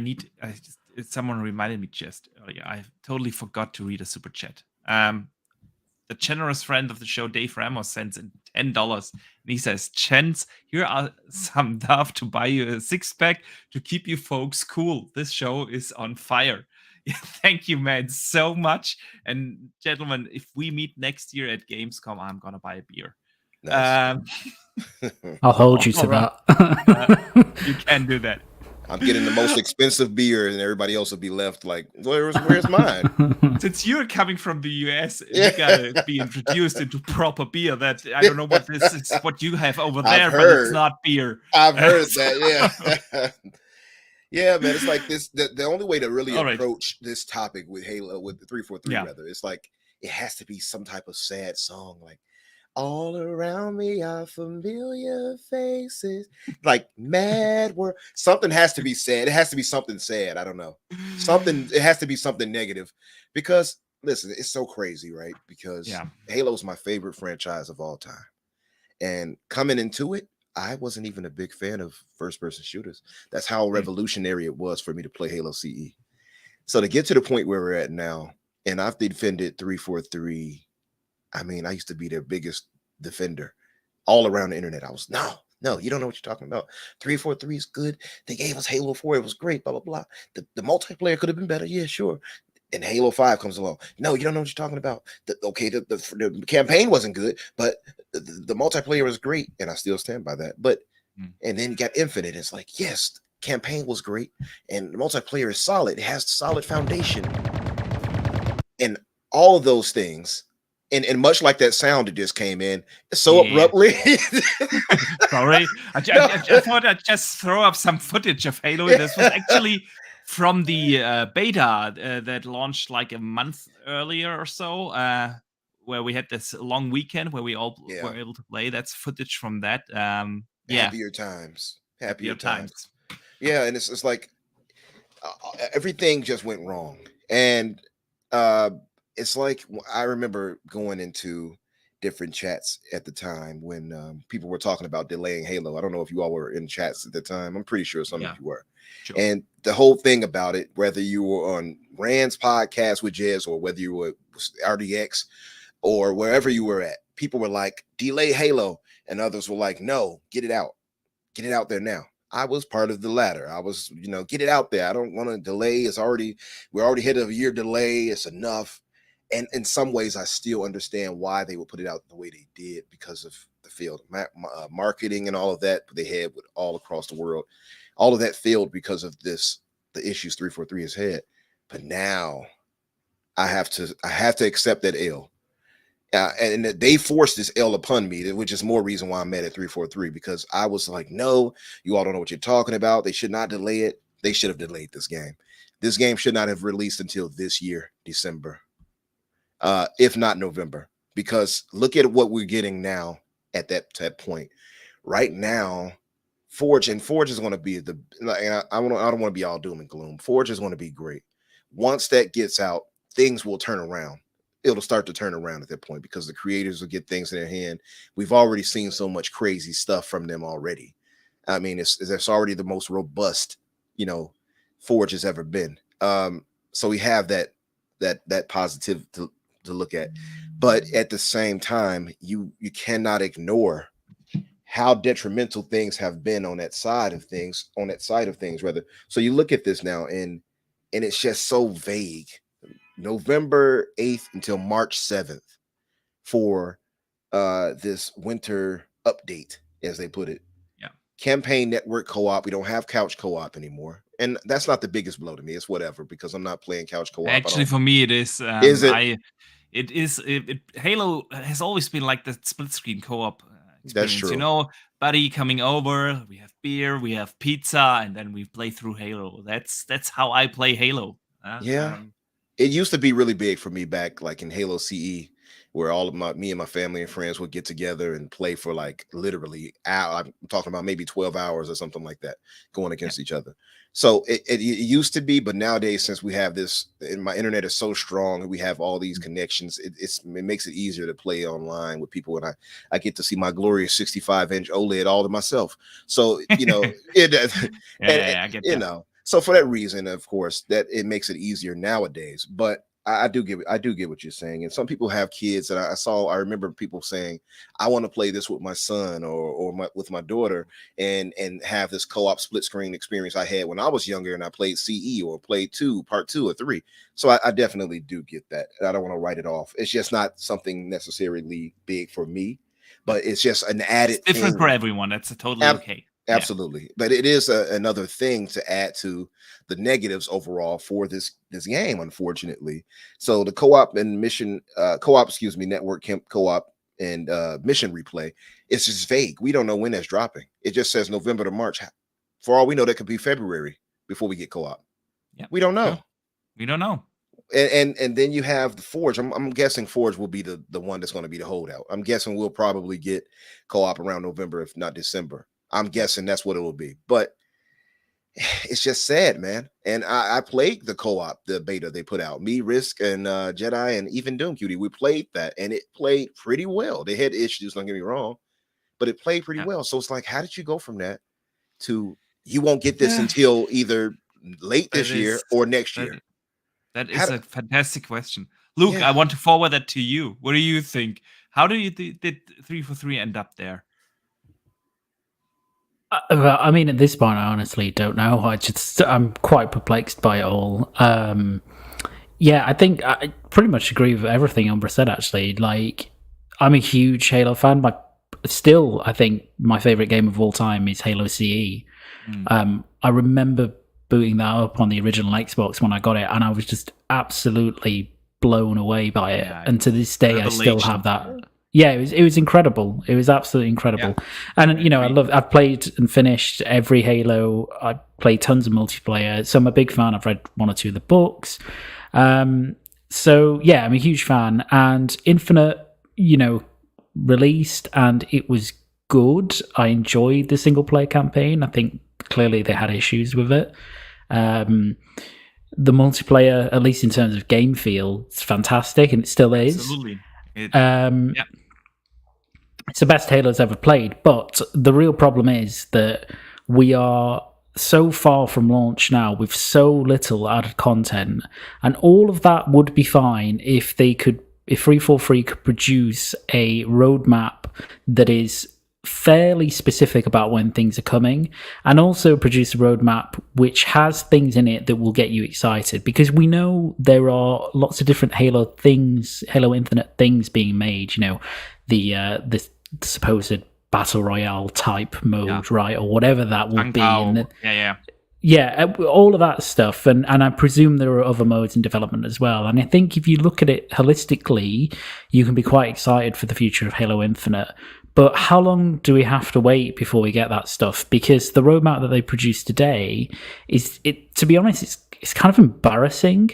For a studio the size of 343, with the amount of talent they have, the amount of funding that they have, I really want like a Bloomberg expose on, exactly how they got to this point and what is happening at the moment in the studio, because I don't want to diminish because I'm not a game developer, right? So I don't know how long it takes to make these things, but there must be a reason that, the likes of Apex and Fortnite and the developers behind those can, Destiny, for example, can pump out content so quickly and have it be so high quality and continually update their games on a regular basis.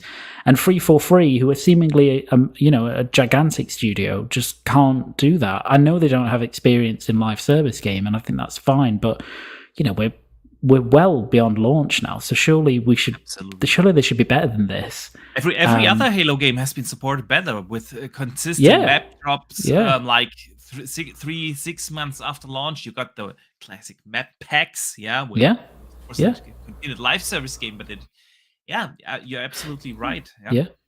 And you look at that roadmap, and you say, it takes you to the end of June next year. There's nothing in that roadmap I could be excited for. Like, I appreciate, Forge. I've never been a huge Forge player, but as Umbra said, like, it's an incredible Forge mode. Certainly the best and most varied they've ever created. But the question here is really, and Umbra, you can answer here as well. Will it actually bring back other players than the hardcore Halo fans? Like, is Forge something that will appeal to the more broader gaming audience and increase player numbers again? Of course, the die-hard Halo fans are gonna play around with Forge-created maps and modes and stuff, but is it really gonna pull in a consistent player base? I don't think it will. I don't think it will. And Forge is so advanced. Even when we had it in 3, it was so advanced then. Even then, I was like, okay, I don't know what I'm doing. If it's going to be as advanced as we know it's going to be now, it's like, okay. That's why I mean it's a very niche and a very specific small audience, which is awesome. But I don't think it will help Halo Infinite with its general problem. I agree. And the problem, and I think it's like it's one of those things where the bleeding has gone on too far. Now it's like you need amputation. You need amputation at this point, because listen, I used to, like I said, I defended 343 so much, but now I feel like they need to go.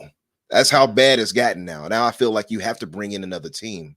If you're not going to remove I almost said marketing. If you're not going to remove management, and I know I'm talking from the butt, I don't know a lot of this inside things of what's happening. Maybe they need to be more transparent on what's happening behind the scenes. I know they can't really do that, and it'll probably put more negative stains on them, but it seems like it needs to be some management change, right?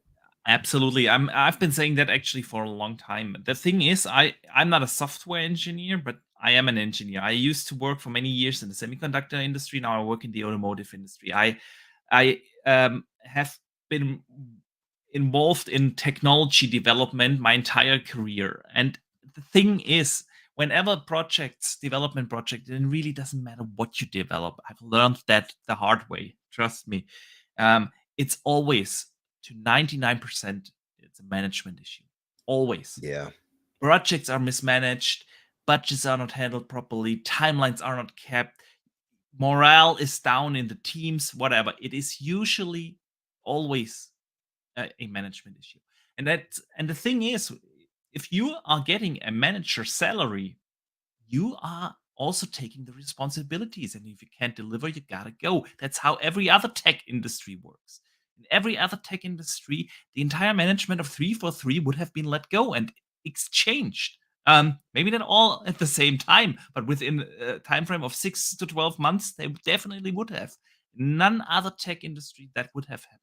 And I bet that in the software industry as well, just not within Microsoft. They are just playing too nice there. That's a great point. The thing is, if you have like a salary of good 6 figures or 7 figures, like a studio, like these top managers do, then it is also your responsibility to go if you can't deliver.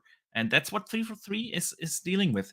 But Dutch, I want to hear your thoughts here, because we've talked on your show about this, and I've said, Halo Infinite feels too little, too late. Even if like season 3 is going to be this absolutely awesome thing with dozens of maps, and they have everything. If they drop that in March 2023, is it really going to matter? I want to ask you that, because At that point in time, we have games like Forza, we have Starfield, we have Redfall, we have Diablo. All these games come before June 2023. So are people really gonna go back to this quote unquote old Halo game that just got a few maps, or are they gonna play the new stuff? What do you think? Yeah, it's the one thing I took away from it immediately for myself, as well as the fact that throughout all of that, essentially, what they're still saying is that over the course of the next year, we're going to get just 4 maps. Is one of the key things that they've got in that standout as well. And again, we know that's going to be 2 big team battle and 2 arena in a year. We've already had only 2 maps in a year. Yeah. Yeah. This time around, so they're doubling it. Woohoo! But it's still not good enough. Like, yeah, I don't understand what they're doing. And then obviously cancelling couch co-op, split screen, and only doing the online co-op, which is, yeah, of course, we're still getting online co-op within the next 6 months or whatever it is, but still, that's a delay. Again, it was meant to be out at some point now, essentially within the next month or so. I don't understand how a studio of that size is still unable to output in a time frame that is not only essential but acceptable. I don't see it. This is like they've had the most slack management of any studio I've ever seen. Like, yeah, people talk about crunch, but come on. Like, there is sometimes, and we've said this before, there are some times where crunch is a requirement in order to fix the issues you've caused. If this game isn't up to par and you've put in the money that Microsoft have put into this, you're going to need results. And at some point, they need to put their foot down. I think Microsoft have been too slack with 343 here. In some cases, they need to stop with the pally-pally stuff between each other. Granted, they're all friends. But if the studio is not performing and they're not outputting correctly, you need to put the foot down. You need to. If any of us weren't doing our job in a timely manner and weren't getting the job done by the required timeframes, we'd have management at our throats, and that is a fact. Yeah. What are you doing? Why are you not doing this? Why haven't you done this on time? This is when it was required for. This could cost X, Y, and Z. This is causing financial issues. So fix it. And I don't know what's going on behind the scenes, what conversations Microsoft are having with 343, but they need to have some serious conversations with them now. And no offense to Brian Gerard, because he's just taken the brunt of everything on Twitter and just saying what he can, but to come out and say that putting the place marker down and putting dates down or time frames down is literally just a place marker, like they're not actually guidelines as to when they're going to release. Well, then don't say anything. If you've got nothing to say as to when something's going to be ready to play, don't say anything. Instead of putting down a place marker and missing it every time. It's a waste of time. Like, don't promise something you're not going to deliver on. And that's what 343 have done since the release of Halo. And since before the release of Halo. It was delayed a year to get it in ship shape. It still wasn't ready for launch. Such a good point. I want to read a super chat that actually has a suggestion to what they could do. To your point, Dutch. Dave Ramos sends in generous $5 and he says, Halo needs to do what's never been done before.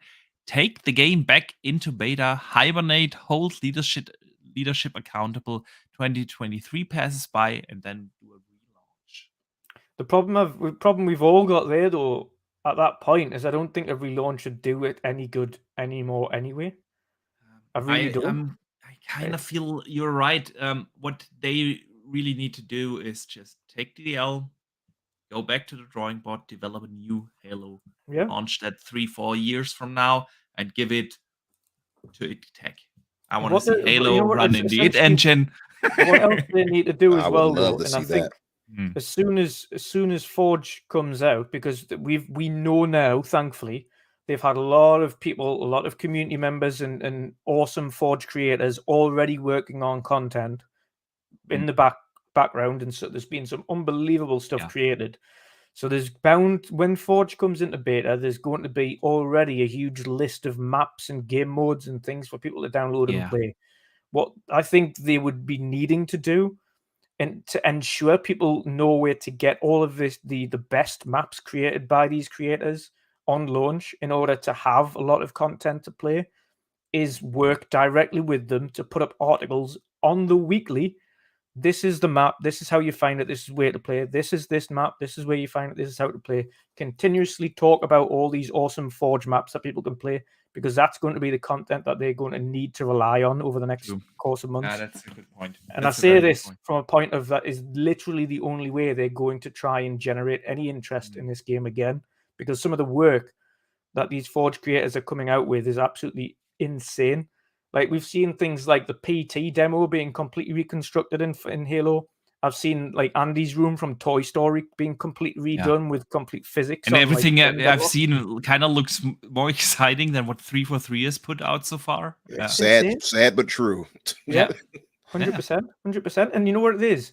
It would take, in 343 say, oh, well, it'll take a long time to get like old maps put back into Halo. I can guarantee these Forge guys, give them a month, and each one of them will have these old maps recreated in this game. I agree. Yeah, completely. We've seen a few. We've seen Guardians redone. It looks masterful. So I believe that, and agreed. And but like you said though, Dutch and Box, it's like at this point it's too late to do that. Dave Ramos, I hear you, but like that's DEFCON 5 that should have happened way back. Then maybe they could have corrected at that point, but now they have to keep going now. And I just feel like they're going to probably have to do something like, well, we had a 10-year plan for this. We're going to keep going. And then while they're bringing in a new team or something like that and restructuring behind the scenes to get something brought out in 5 years or so, something new. And, well, this is Halo Infinite, taken over by whomever at that point. Because the biggest reason why, part of why this is hurtful to me, because not only is it my favorite franchise, but it's literally the IP for Microsoft, for Xbox. How do you allow that? How do you allow the franchise that built Xbox to be represented like this? Sony would never allow this for any of their franchises. Microsoft has to get out of that point where they keep putting their foots in their mouths, and this does not help it. This does not help people think quality, and that's why so many people can write off Game Pass the way they do with fodder and such and such and such, and you can't all the way write it off because of representation like this. You can't write off Forza. You can't write off Gears necessarily. You can't write off, so many other games that they bring in from, third party even.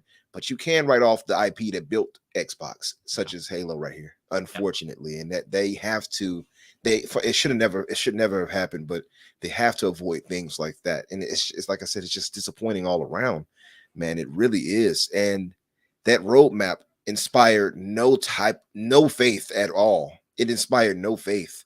2 maps. You get the co-op whenever. We don't know when. Forge, is nice and it's going to be great. Yeah, but that is whenever. We don't know. And then you have a 4-month time for the season 3 pass. 4-month, timeline from that until that starts after that. So we got this whole year of season 2 battle pass going. It's just sad, man. I don't understand how they allowed that. One thing as well, it's the problem we've had this week with 343 is, again, unfortunate the way Brian Jordan either worded it, but to be fair, it's been true. They're putting out these dates and these timelines, but they're not sticking to them. So when he's saying they're just place markers, then they bring out a timeline like they did today and saying, between November and March. But that's not, of course we know they're not going to stick to that, because you've just said yourself, these are just place markers. There's no guarantees it's going to happen. So stop giving dates if it's even a time frame. you're given a 6-month time frame between when something's going to happen, and even then we don't believe that it's going to happen. But even not then, it's one of the quotes you were just saying there. It's disappointed. It's one of the things every parent has said this before when they've got past the point of angry. I'm not angry. I'm just disappointed. Yeah, so true. So true. Yeah. And with that, we move on to hopefully a little bit more exciting topic. Let's stop it with the bummer that it is Halo Infinite right now. Listen, guys, I actually wanted to ask you. We are already 2 hours now into the show. You got a couple of more minutes to go through. Okay, that's good. Sweet. Luke, then I want to put this to you. Xbox has announced this week Tokyo Game Show case. They said the following: we invite fans to tune into the Tokyo Game Show 2022 Xbox stream, where you can expect to see updates on existing titles from Xbox Game Studios and titles launching from developer partners that we hope will delight players here in Japan, across Asia, and around the world. Man, Xbox is actually having quite the shows and presences this year. While Nintendo and Sony have mostly been absent for the big showcases like E3 week, even though it wasn't really E3 week, or even Gamescom now. Xbox was at Gamescom. They had their showcase, and now they are having a show in Japan, the Tokyo Game Showcase. What do you expect from that?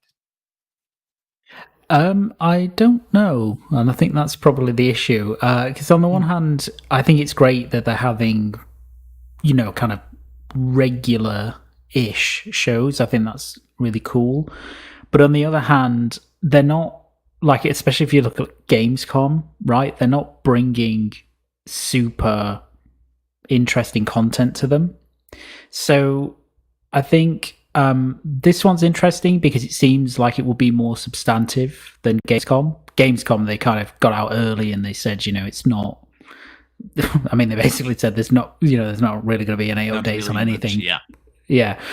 So this one's a bit more interesting. I do wonder what they'll show, because obviously the environment in which they're showing this is the Tokyo Game Show. So you would think that they, at least from a third-party perspective, will be concentrating on Japanese or Asian developers generally. So that's pretty cool. But I don't have any real expectations for it. I think that's probably a good thing, because it might turn out to be really cool. But yeah, I think it's a good sign for them generally. I think that they think they're in a position in the Japanese market or the Asian market where actually people will be interested in this now. I mean, a couple of years ago, I doubt they would have even entertained the idea of doing a show. Yeah. So it's interesting. I don't know what everybody else thinks, but it's interesting. Well, I think like last year, I was truly surprised. It wasn't like the big E3 showcase or anything. No. But the interesting thing was that they didn't just announce a couple of cool Japanese games coming to Game Pass, like Scarlet Nexus was announced last year, coming to Game Pass, which did really well. A couple of other smaller Japanese games as well.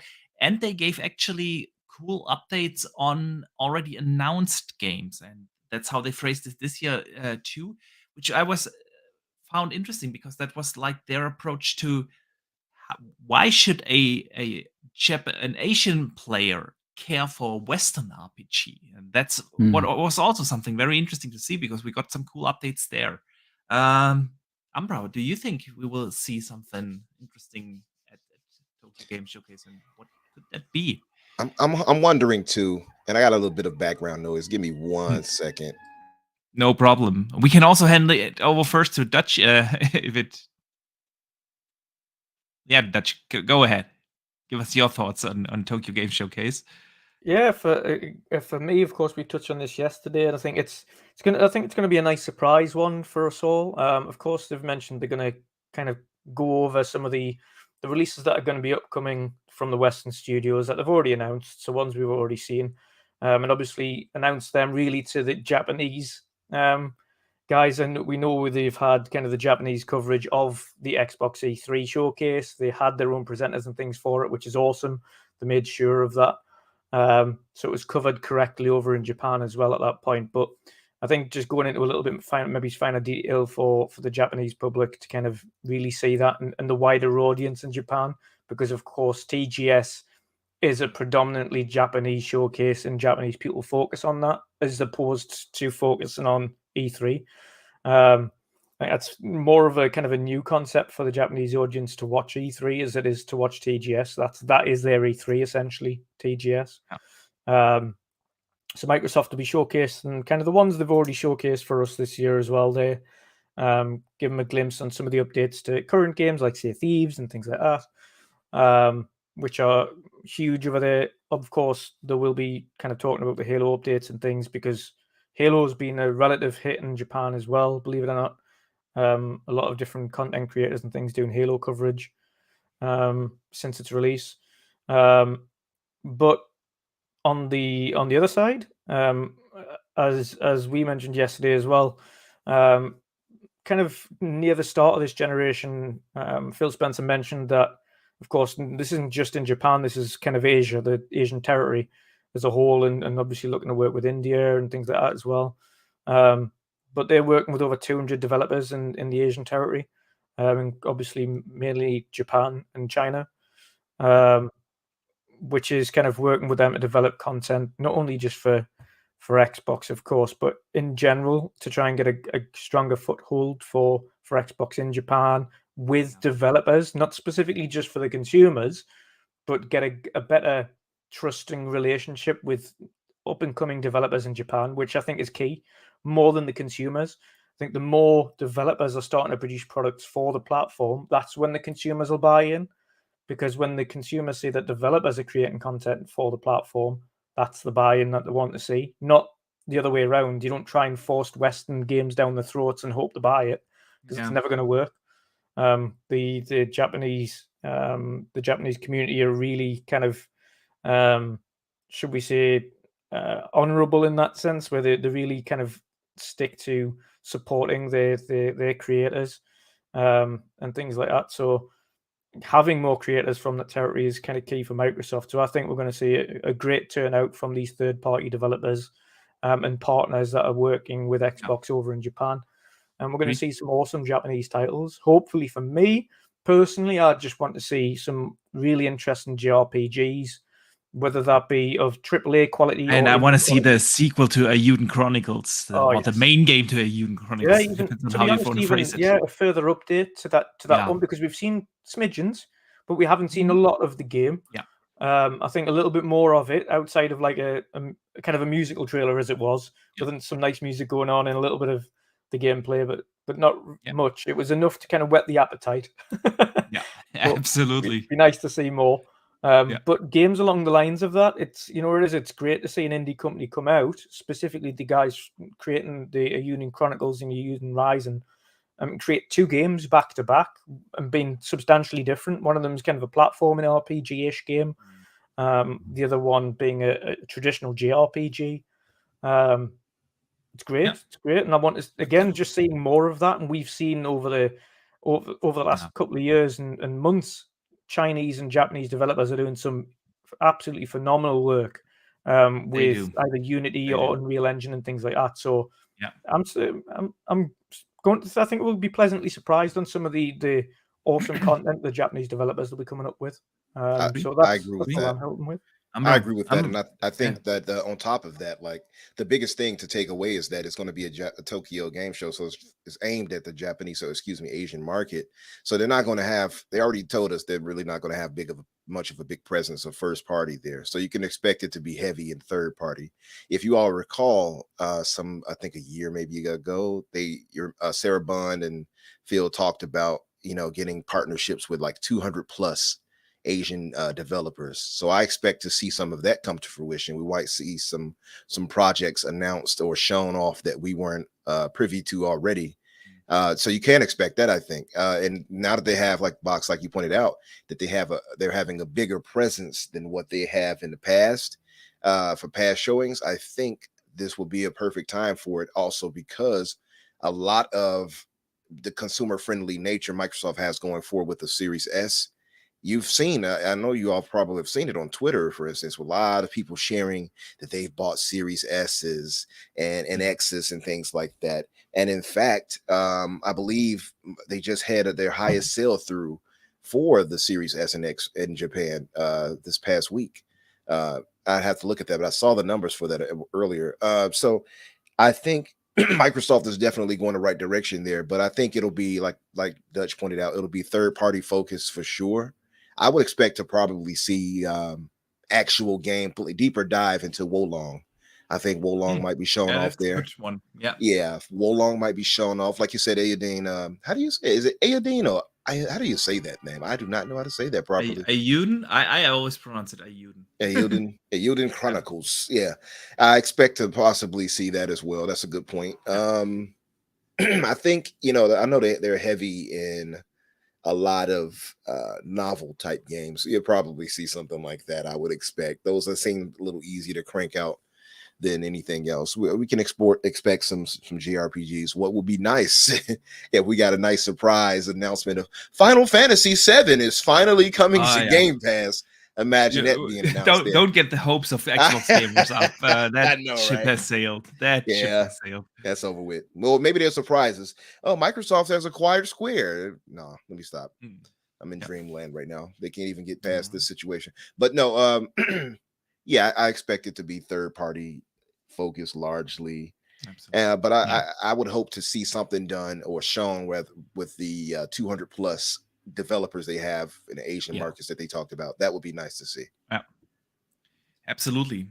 Man, I want to briefly say a big thank you to Gamer by Choice. He sends in a chat for being a channel member for 16 months now.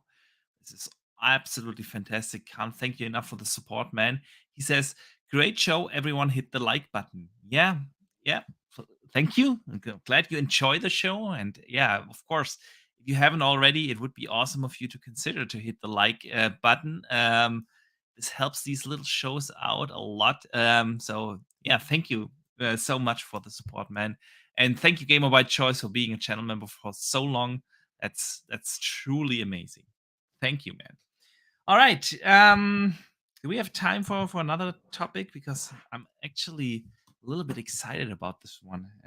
It's actually PlayStation related again. And Game Informer has the cover story of God of War this month. And with that, we get a lot of different news and snippets of gameplay.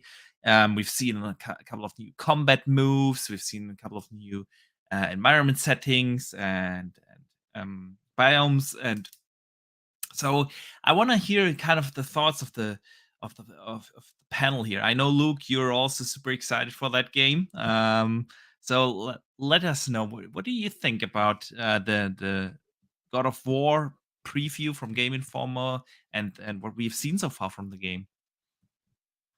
Yeah, I mean, it's probably my most anticipated game this year. Just adored. I mean, I've really enjoyed pretty much all God of Wars, but the one I loved was God of War 3. And obviously 2018's, which is very different in a lot of ways, as people know, but no less fantastic. So yeah, I'm really excited, and yeah, the Game Informer stuff is really cool. They said that they also have 4 minutes of gameplay footage, but they're not releasing it yet. So clearly they're building it into something. Some weird embargo that Sony have. They have put out these 10-second clips. These little tiny clips, which look. I mean, it looks fantastic. I mean, it looks like an evolution of the combat of God of War. Yeah. Already was brilliant. I mean, it was a hugely enjoyable combat system, and I think I read some kind of tweets from developers who from Santa Monica who were saying that they sometimes go back and play 2018 God of War and it just doesn't feel good to them anymore because they're so used to the Ragnarok system in terms of what they've added. And the impression I got from it was it kind of feels, I think it feels to them like it does when you go from Doom Eternal back to 2016 Doom. and you're like, oh, I can't dash and I can't double jump and I don't have, any of the super shotgun cleaver stuff. And it just feels so basic by comparison. I think that's how this game will feel in terms of its combat.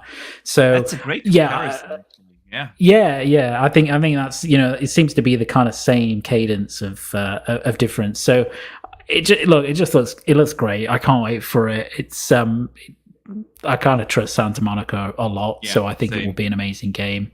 And I'm just really looking forward to playing it. And I'm really looking forward to just seeing just a couple of minutes of extended gameplay footage, because we've seen clips. We had the trailer, the original gameplay trailer, and that had bits of gameplay in it, but we've never just seen 5 minutes of combat. And I'm really looking forward to that. Continued gameplay, continued gameplay, exactly. Yeah, true. Hey, man, I'm right there with you. I have no doubt that this game is gonna be awesome. And when I see these comments like it's DLC, I don't really know what you're looking at. But obviously, that's a sequel. It looks familiar. It is not the same jump you had from God of War 3 to God of War 2018. It's different. It's an evolution. It's not a revolution, but it's an evolution. Yeah. And that's basically every sequel to games. So, and it looks really good, and I can't wait to see where the story goes. Because with the ending of the 2018 one, there's so much where the story can go. So that ending, you'd still see it in my memory, particularly the kind of secret bit as well. So definitely. Yeah. Let us ask our Viking in-house here, Dutch. What are your thoughts on God of War? Yeah, for me, of course, the original 2018 was my game of the year. That year, I mentioned this a few times now, but I platinumed it the week it came out. I loved it. I finished it the opening weekend, and then spent the rest of the week just getting the crystal birds out of the sky and things like that, and finding hidden loot and getting the armor from certain locations and things like that. It was and beating the Valkyries, which was the toughest thing in the game by far. Especially the Valkyrie Queen. Never again. But they're bound to have something of similar things in the background for you to do. Maybe whether or not it's Valkyries or something along those lines.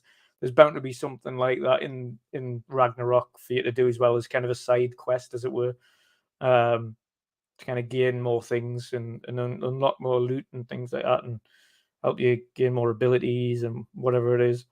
But again, aside from that, to me, the reason the game hit so well was the story, was the characters, the storytelling, specifically not just the scripts and things that went on, but the storytelling, the way Mimir kind of narrated the world and told about the mythos of Norse legends.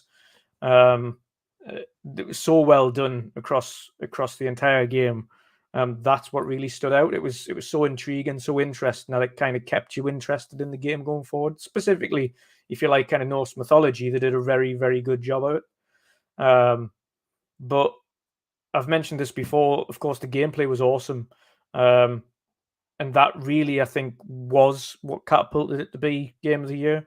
Outside of the gameplay was good. Don't get us wrong, but if the story wasn't as good, I don't think it would have had the critical acclaim that it did get. The combat was good, but it was if you're just doing that and the story's not great, the combat was relatively repetitive to a point. As meaty as it felt and as good as it felt, it didn't really change. Yes, you could upgrade your abilities. You eventually got these additional weapons, and that's awesome. When you're going through a second playthrough on New Game Plus and you've already unlocked all these additional weapons, it becomes even more repetitive. Personal opinion, of course. But again, it's testament to the fact that the story absolutely knocked it out of the park in the first one as to why it got so much critical acclaim. So I say this again for the second. The gameplay is going to be awesome, as always. The world's going to be awesome. It's going to be graphically outstanding like the first one was. The music's going to be on point. The voice acting is going to be great. The one thing that it does need to hit out the park is the story. As long as the story hits it out the park and it gives a satisfying conclusion to the Norse realm, which we're finding ourselves in for Kratos this time around, before he goes on and does something else in a different timeline, then that's what we need. We need a satisfying conclusion. And it's strange to say that already about God of War, that it needs a conclusion. But of course, they opted to finish it on a second and not a trilogy. They said, yep. So let's hope that the story knocks it out the park. That's all I'm hoping for now, is that when we get to play that story, it is phenomenal. Fair point. The story was, to me also the star of the first one, and the way how the story was told also had a big impact on that. With like that one shot camera and stuff like that, it really helped the storytelling as well. So I'm proud. Where do you stand with God of War Ragnarok? Oh, I hate it. I hate it all. No, I'm joking. You know, I loved it, man. I loved the 2018 game. I didn't think it should have won over Red Dead Redemption 2, however. And there's more noise pollution, sorry. But I do believe that it was a great game, and I can't wait for this one. Hold on one second, guys. Sorry. Sure. No problem. They're coming for him with these very harsh comparisons there. As Sony called the police. Like, no, we're not standing for that. They're like, first the CMA, now we're going to call the Chicago police on them. We don't have time for this. That's Sony's on you now. Right. You've done it. Right. They'll not only will they blacklist you if you give them a bad review, they'll call the police on you if you say anything negative. No, but no, I'm actually really excited for it. You know, the problem for me stems within the $70 price tag, because I just don't support $70 games. I really don't.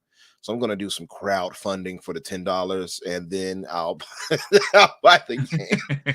No, but seriously, I'll find a way to go ahead and get it. It's worth getting, I'm sure.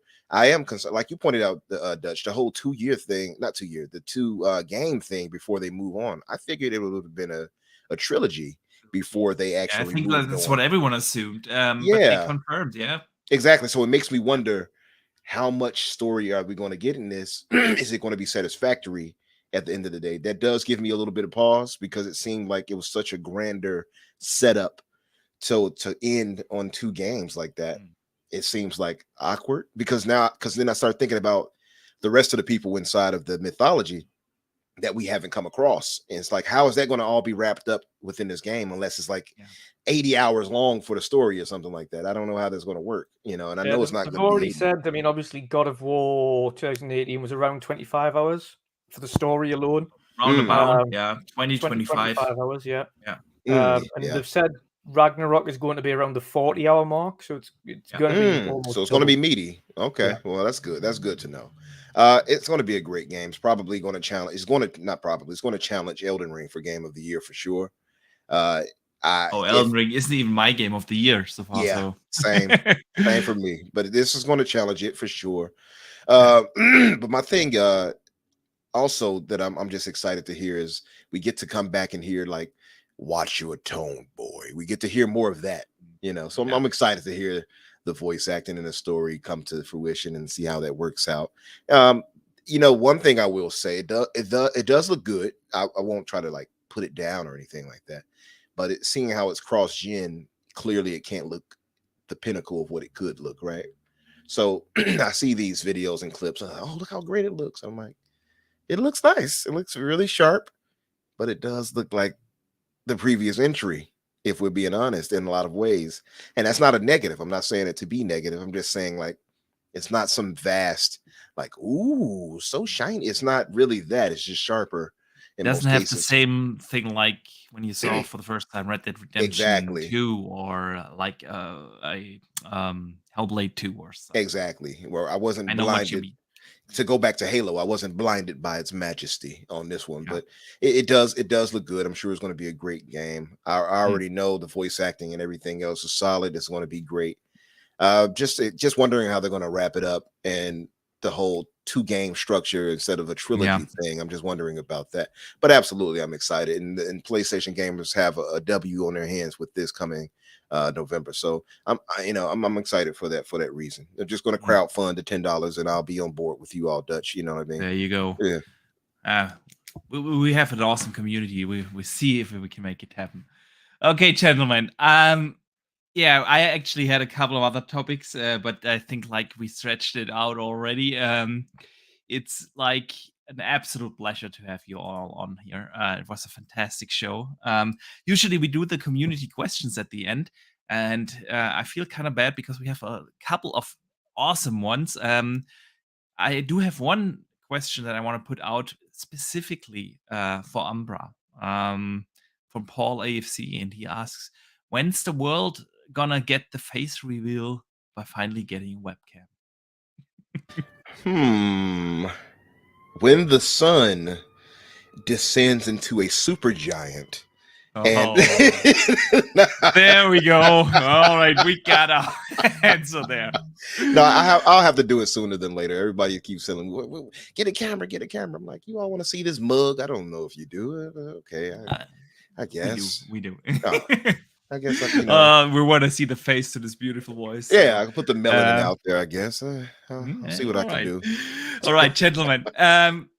Listen, next week we're gonna have I'm not really sure if we're gonna have an actual episode, and if so, it could be that we have a little smaller one with just Dutch and myself, because I'm going away again, and I will be back on Thursday next week, but I'm not sure when I will be back on Thursday and if I can actually make it to the podcast. So that's why it's still depending. But we're gonna get to the community questions then, because we are already at the 2.5 hour mark, and I have these questions. I'm gonna save them, and the community questions are, as always, absolutely fantastic. So we're gonna get to those next week then. But yeah, for now, I want to say a big thank you, not just to my co-host, I'll get to you in a second, man, but of course to the two very special guests we had here today. Luke, thank you so much for coming on such short notice. It was absolutely fantastic to get your insight from an actual lawyer on the entire CMA thing and the acquisition of Activision Blizzard, but also, of course, you're such a knowledgeable guy. We've been podcasting for, I want to say, at least 2 years now. I've been on your show, you've been on mine, and we've met on other shows, and it's always a pleasure to talk with you. So thanks so much for coming on. Let people know where they can find you. Oh, thank you very much. That's very kind of you. And yeah, I had a blast. It's been a really great show, actually. It's been very much fire. So that's partly being because of the news, but also the great people on the show, yourself included, and obviously the chat, which has been great. So thank you very much. I'll keep it really simple because I'm on a couple of different things. So just go follow me at LukeSteele90 on Twitter, and then you'll see other things that I do. And yeah, that's it. It's been a pleasure as always. It has been a pleasure. And in case that was too fast for you, you just go into the description of the show note. I'll have Luke's link directly there, so you can just click on there and you will find his Twitter. And the same goes, of course, for Umbra. And Umbra, again, thank you so much for coming on. It was an absolute blast, a fantastic episode, such a well thought out discussion we had. And you've been a big part of this. So thank you so much for coming on, and let people know where they can find you. Well, absolutely, brother. It's been a pleasure. And we've talked, of course, on the Xbox Factor podcast, which, by the way, you all can see us on Tuesdays at 12 p.m. Eastern. But yeah, I was happy to come on board. I know you had went on vacation and living the best life possible. And I'm like, okay, I see the pictures. Yeah, I'm like, oh, look at him. I was jealous. I won't lie. No, but yeah. I appreciate you guys for bringing me on, Dutch and Box, and Luke. It was nice to meet you too, brother. And I want you to put in a good word with the CMA. Do what you can. I'll pick up an old contact there. See what I can do. Let's grease some palms here. Let's see what we can do. Yeah, you guys can find me, of course, on Twitter under Umbra Infinite or Infinite Umbra. You'll find me either way. On Xbox, you all can find me under Super Havoc. That's HAVOC. That's a space. PlayStation, I would give you that, but I'm not going to play any multiplayer games on there. It's all for single player. And of course, you all can find me on tomorrow on the Xbox Infinite podcast at 8 o'clock Eastern, 7 for me. 8 By the o'clock way, I Eastern. have that also linked in the description. So if you're interested in more thoughts, because the Xbox Infinite podcast is fantastic with Risk It for the Biscuit as well. He was on this show 2 weeks ago, and Doom Cutie, and it's a fantastic podcast. Absolutely. Thank you, brother. Yeah.